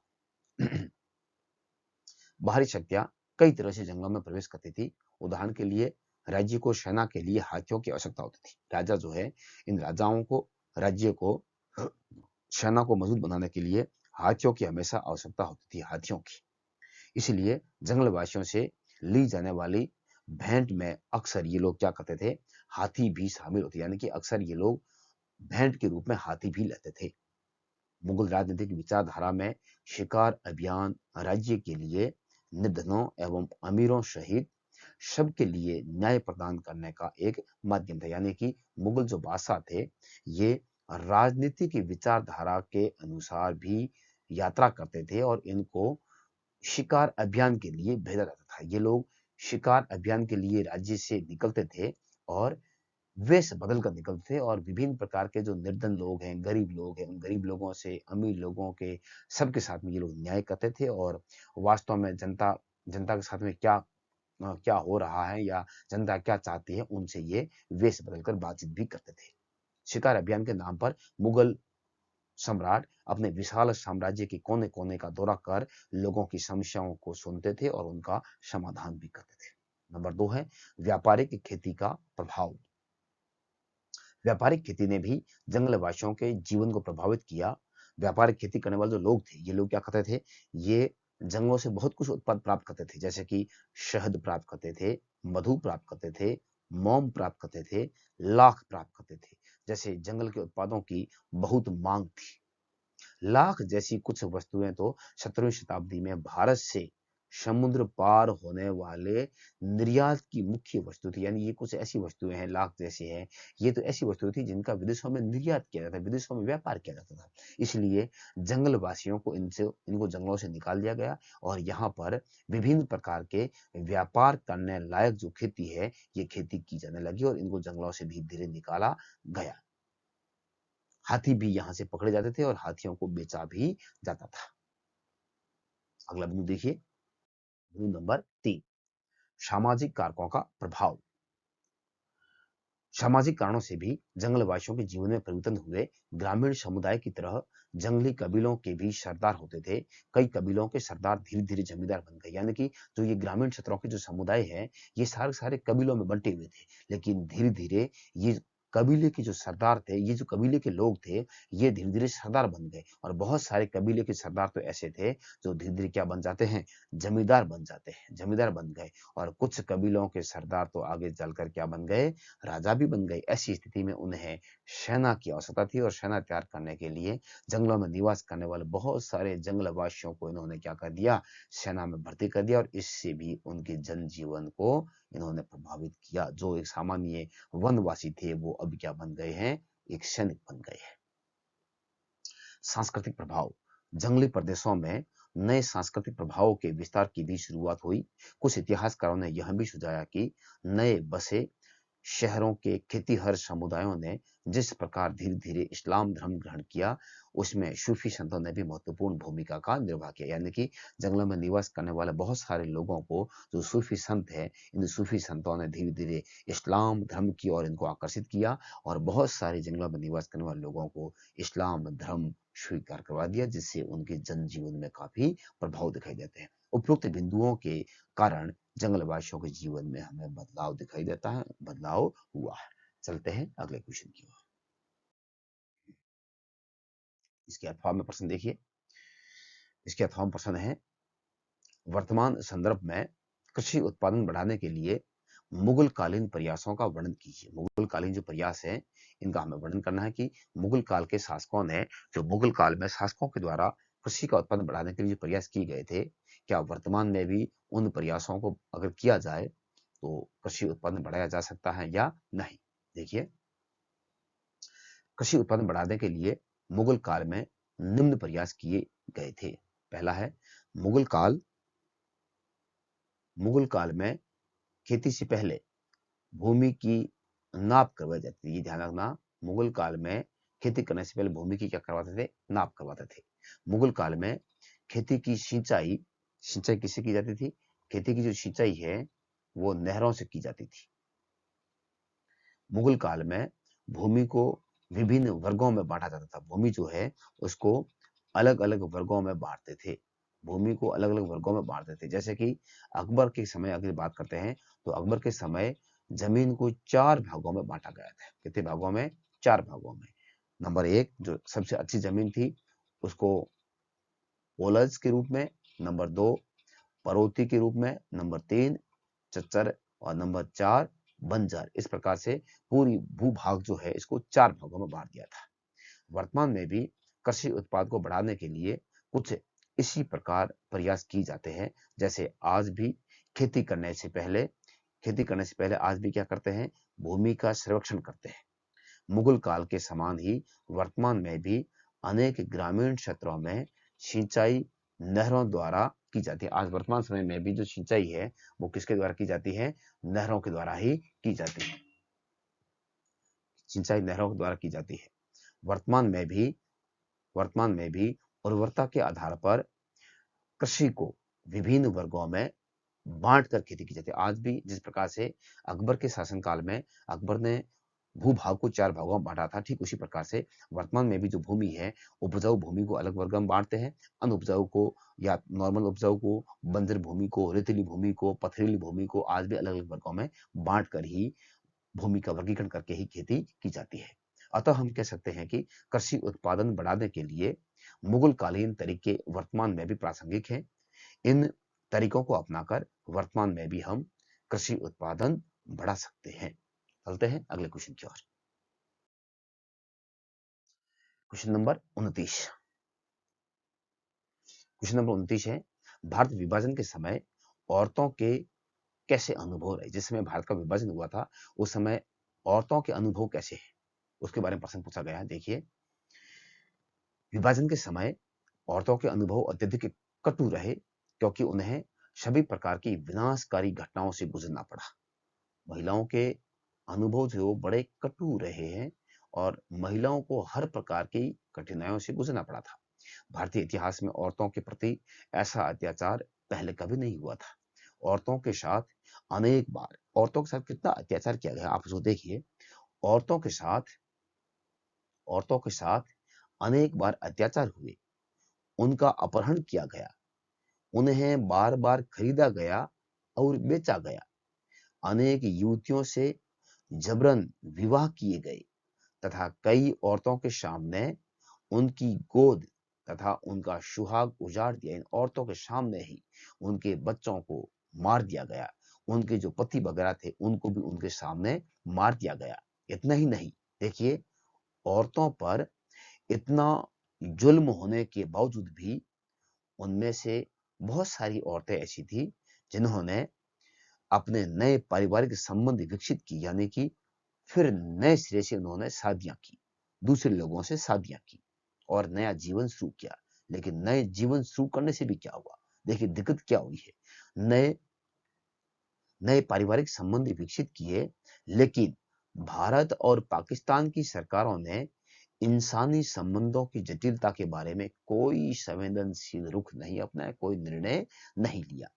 अनेक औरतों को जबरदस्ती अनेक औरतों को जबरदस्ती नए परिवारों से छीन कर पुनः पुराने परिवारों या स्थानों पर भेज दिया गया, जहां अनेक परिवारों ने उन्हें स्वीकार नहीं किया। यानी क्या हुआ, जिस समय औरतों को गिरफ्तार किया गया था, उस समय उनके बच्चों को मार दिया, उनके पतियों को भी मार दिया, उनके जो पति वगैरह थे उनको भी मार दिया। महिलाओं ने विवश होकर दूसरे लोगों से शादियां कर ली। उन्होंने अपना नया पारिवारिक संबंध स्थापित कर दिया।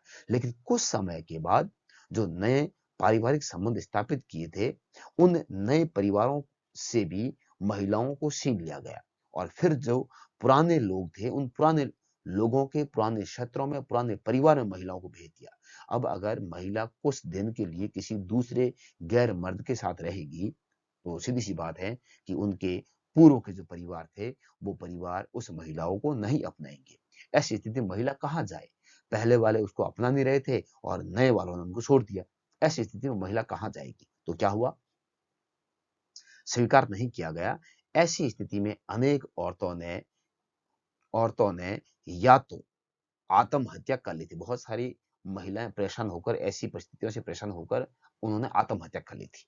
और कुछ महिलाएं ऐसी भी थी जिन्होंने अपना पेट भरने के लिए वेश्यावृत्ति जैसा गंदा कार्य, विवश होकर उन्होंने बहुत सारे कार्य अपना लिए, ऐसे कार्य अपना लिए जो सामाजिक दृष्टिकोण से गंदे कार्य थे। तो उन्होंने वेश्यावृत्ति का कार्य अपना लिया। अनेक पुरुषों ने तो अपने घर की महिलाओं को जीवित ही मार दिया, क्योंकि वे नहीं चाहते थे कि उनके घर की इज्जत किसी शत्रु, असभ्य या भीड़ के हाथों में लगे। इसलिए बहुत सारे पुरुषों ने अपनी बेटियों का, अपनी पत्नियों का वध कर दिया, अपने हाथों से ही उनको मार दिया। इस प्रकार हम कह सकते हैं कि विभाजन के समय औरतों को असहनीय, ऐसा औरतों के साथ में अत्याचार किया गया था जो कोई भी व्यक्ति सहन नहीं कर सकता। ऐसा असहनीय और ऐसा अत्याचार किया जिसका हम वर्णन भी नहीं कर सकते हैं। अवर्णनीय अत्याचारों का महिलाओं को सामना करना पड़ा। चलते हैं अगले क्वेश्चन की ओर।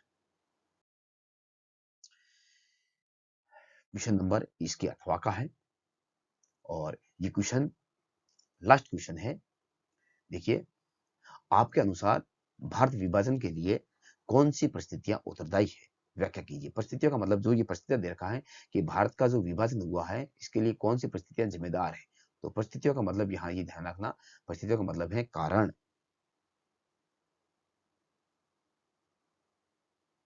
परिस्थितियों का मतलब है कारण, यानी भारत विभाजन के प्रमुख कारण कौन कौन से थे? भारतीयों के भारतीयों के वर्षों के संघर्ष के परिणाम स्वरूप भारत को स्वतंत्रता प्राप्त हुई, किंतु स्वतंत्रता के साथ विभाजन भारत का विभाजन भारत के इतिहास की एक दुखद घटना है।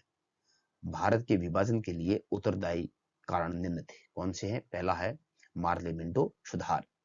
1909 में आपको पता होगा कि ब्रिटिश सरकार ने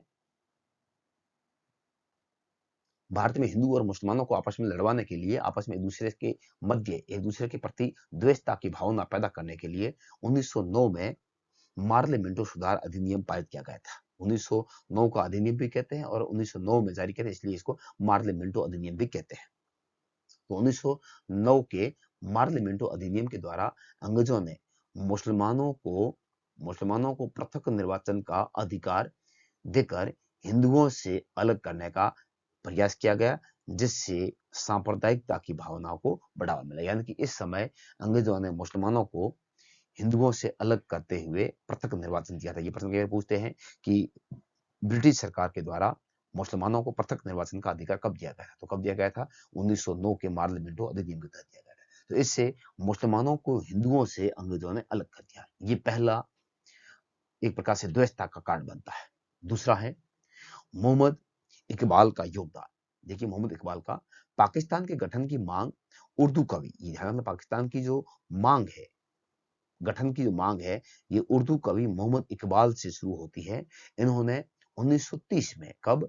1930 में मुस्लिम लीग के इलाहाबाद अधिवेशन में ये अध्यक्ष थे और इन्होंने अध्यक्ष के रूप में भाषण दिया था। अध्यक्षीय भाषण के दौरान मुसलमानों के लिए उत्तर पश्चिमी भारत में पृथक राज्य की स्थापना की बात की थी और इससे हिंदू और मुसलमानों में विभाजन के विचार को जन्म दिया। इससे ही मुसलमानों के मन में यह आया कि हमारे लिए एक अलग से क्षेत्र पाकिस्तान होना चाहिए। फिर है पाकिस्तान शब्द का प्रयोग। तीसरा है पाकिस्तान शब्द का प्रयोग। पाकिस्तान शब्द का प्रयोग सर्वप्रथम, यह प्रश्न कई बार पूछा गया है कि पाकिस्तान शब्द का सर्वप्रथम प्रयोग किसने किया था? तो पाकिस्तान शब्द जो है, इसका सर्वप्रथम प्रयोग लंदन में कैम्ब्रिज विश्वविद्यालय के विद्यार्थी, जिसका नाम है चौधरी रहमत अली ने किया था। कब किया था? इन्होंने 1933 में पाकिस्तान शब्द का प्रयोग कर मुस्लिम राष्ट्र निर्माण पर क्या किया था? बल दिया था। इससे भी मुसलमानों में मुसलमान राष्ट्र की भावना जागृत होती है। अगला है संयुक्त प्रांत में कांग्रेस द्वारा लीग के साथ गठबंधन सरकार बनाने से इनकार करना। 1937 में ये प्रथम प्रांतीय चुनाव हुए थे।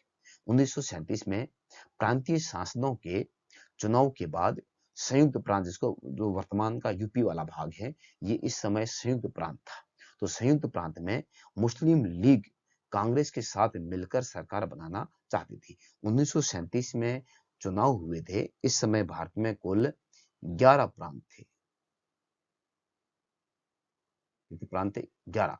11 में से 8 प्रांतों में कांग्रेस को बहुमत मिला। कांग्रेस को 8 प्रांतों में बहुमत मिला। उत्तर प्रदेश का जो भाग, उस समय जो संयुक्त प्रांत था, यहां पर भी कांग्रेस को पूर्ण बहुमत मिला। मुस्लिम लीग को कहीं पर भी कोई पूर्ण बहुमत नहीं मिला था, लेकिन मुस्लिम लीग ये चाहती थी कि जो संयुक्त प्रांत है, इसमें हम भी कांग्रेस के साथ मिलकर सरकार बनाएंगे। लेकिन कांग्रेस ने कहा कि हमें तो पहले से ही पूर्ण बहुमत मिल गया है, हम आपका सहयोग क्यों लेंगे और आपका समर्थन क्यों लेंगे? तो भारतीय राष्ट्रीय कांग्रेस ने मुस्लिम लीग का समर्थन लेने से इनकार कर दिया। और जैसे ही मुस्लिम लीग की इस मांग को भारतीय राष्ट्रीय कांग्रेस द्वारा ठुकराया गया, मुस्लिम लीग ने यहीं से ये तय कर लिया कि जो भारत में भारतीय राष्ट्रीय कांग्रेस जो पार्टी है, ये केवल हिंदुओं की पार्टी है और ये कभी भी मुसलमानों का हित नहीं चाहती है। अगर हमें भारत में रहना है तो सीधी सी बात है, भारतीय राष्ट्रीय कांग्रेस का गुलाम बन के रहना है। और अगर मुस्लिम लीग और मुसलमानों का हित चाहते हैं तो हमें एक अलग से राष्ट्र का निर्माण करना पड़ेगा जो केवल मुसलमानों के हितों की रक्षा करता।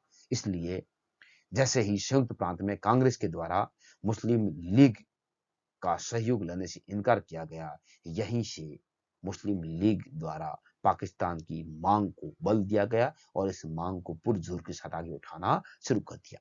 तो ये देख रहे हैं कि इससे मुसलमानों में निराशा उत्पन्न हुई, जिससे उन्होंने भारत विभाजन कर पाकिस्तान के निर्माण पर बल दिया। अगला है पाकिस्तान का प्रस्ताव। ये प्रश्न भी कई बार पूछा गया है कि मुस्लिम लीग ने पाकिस्तान का प्रस्ताव कब रखा था? तो 23 मार्च 1940 को लीग ने भारतीय उपमहाद्वीप के मुस्लिम बहुल प्रदेशों के लिए सीमित स्वायत्तता की मांग का प्रस्ताव पेश किया था। और ये भी प्रश्न ध्यान रखना, 16 अगस्त 16 अगस्त 1946 16 अगस्त 1946 को मुस्लिम लीग ने प्रत्यक्ष कार्यवाही दिवस मनाया।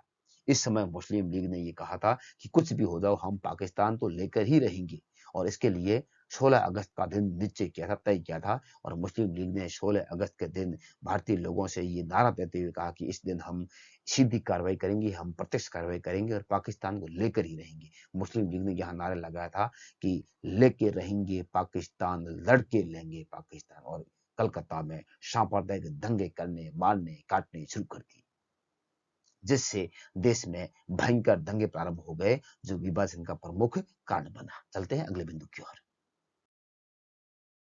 बिंदु नंबर 6, अंग्रेज भी यही चाहते थे कि अंग्रेजों की तो कूटनीति थी कि जब तक भारत में हिंदू और मुसलमान एक रहेंगे तब तक हम लंबे समय तक राज नहीं कर पाएंगे। इसलिए अंग्रेजों ने क्या किया? अंग्रेजों की फूट डालो और राज करो की नीति। अंग्रेजों ने अपनी इस नीति से हमेशा हिंदू मुसलमानों को आपसी एकता से दूर रखा और आपसी द्वेषता की भावना पर बल दिया। ब्रिटिश सरकार ने अन्य संप्रदायों की उपेक्षा कर मुस्लिमों का पक्ष लिया, जिससे हिंदू मुस्लिम के मध्य दूरियां बढ़ती गई। अंग्रेज लोग जो है वो हमेशा क्या करते थे? मुसलमानों का पक्ष लेते थे और मुसलमानों को हिंदुओं के खिलाफ लड़वाते थे, ताकि हिंदू और मुसलमान भारत में लड़ते रहेंगे तो हम उसका फायदा लेंगे और हम लंबे समय तक इन दोनों पर राज करेंगे। इसलिए इन्होंने भी फूट डालो और राज करो की नीति के तहत भारत में हिंदुओं और मुसलमानों को हमेशा लड़वाने का ही कार्य किया था। अगला बिंदु है मोहम्मद अली जिन्ना का हठ। मोहम्मद अली जो जिन्ना थे वो बड़े जिद्दी थे, बड़े हठीले प्रवृत्ति के थे। जिन्ना भारत की स्वतंत्रता से पहले भारत का विभाजन चाहते थे। जिन्ना ने सीधा सीधा कह दिया था कि देश आजाद बाद में होगा, पहले पाकिस्तान का निर्माण होगा, पहले पाकिस्तान बनेगा, उसके बाद भारत आजाद होगा। ये जिन्ना ने जिद पकड़ दी थी, हद पकड़ दी थी। महात्मा गांधी के, भारत के तमाम नेताओं के मनाने के बावजूद जिन्ना ने कहा मुझे कुछ नहीं चाहिए, मुझे कुछ भी नहीं सुनना है, मुझे केवल पाकिस्तान ही चाहिए और वो भी भारत की आजादी से पहले। किंतु कांग्रेस विभाजन की बात स्वतंत्रता प्राप्त कर लेने की बात करने के इच्छुक थे। जिन्ना अपनी पाकिस्तान की मांग के लिए अड़े रहे, जिसके परिणाम स्वरूप देश का क्या हो गया? विभाजन हुआ।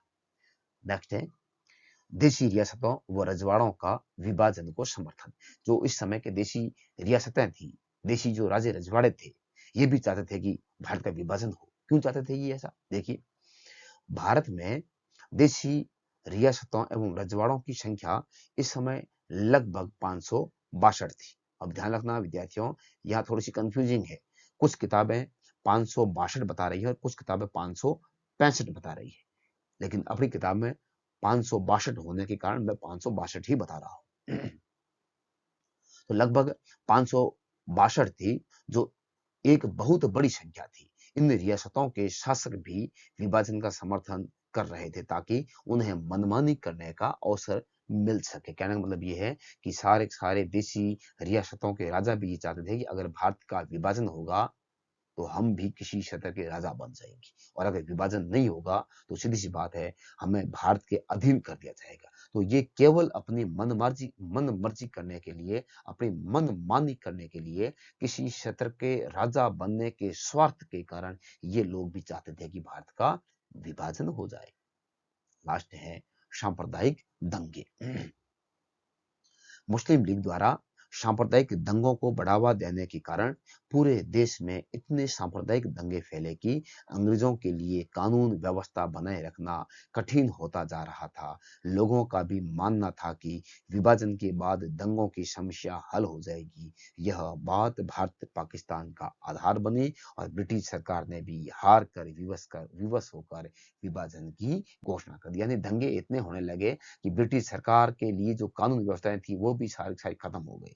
और इतना ही नहीं, बल्कि इनके साथ साथ में लोग भी बहुत ज्यादा परेशान हो, क्योंकि मुसलमान हिंदुओं के, सिख वगैरह, ये सारे सारे अलग अलग धार्मिक संप्रदायों में बंट चुके थे और सारे सारे एक दूसरे के खून के प्यासे थे, एक दूसरे के गर्दन के प्यासे थे। ऐसी स्थिति को देखते हुए लोग ये चाहते थे कि इससे अच्छा ये है कि भारत का विभाजन हो जाए, ताकि कम से कम देश में शांति तो हो। इसलिए भारत के लोगों ने भी स्वीकार कर लिया था और ब्रिटिश सरकार ने भी विवश होकर भारत के विभाजन की घोषणा कर दी।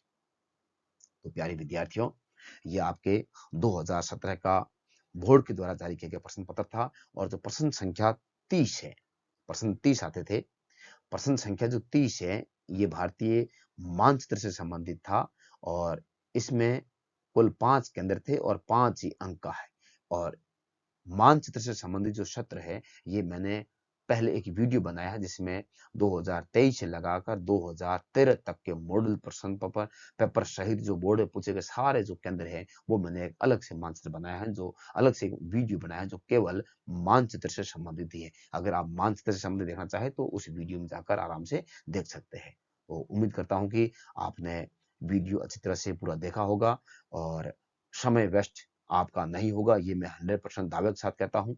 और समय मिले तो बाकी वाले वीडियो भी देखना, ताकि और बोर्ड के एग्जाम से पहले देखना, ताकि बोर्ड के विद्यार्थियों को इसका बोर्ड के एग्जाम से पहले फायदा हो सके। और इसी के साथ में आज के सेशन को समाप्त करते हैं। वीडियो आपको अच्छा लगा होगा ऐसा मैं उम्मीद करता हूं, और अगर किसी भी प्रकार की कोई त्रुटि है या कोई नया सजेशन है तो आपका सजेशन बिल्कुल आमंत्रित हैं। और आज के सेशन को एंड करते हैं। पुनः सभी का नमस्कार। पूरा वीडियो देखने के लिए बहुत बहुत साधुवाद और धन्यवाद।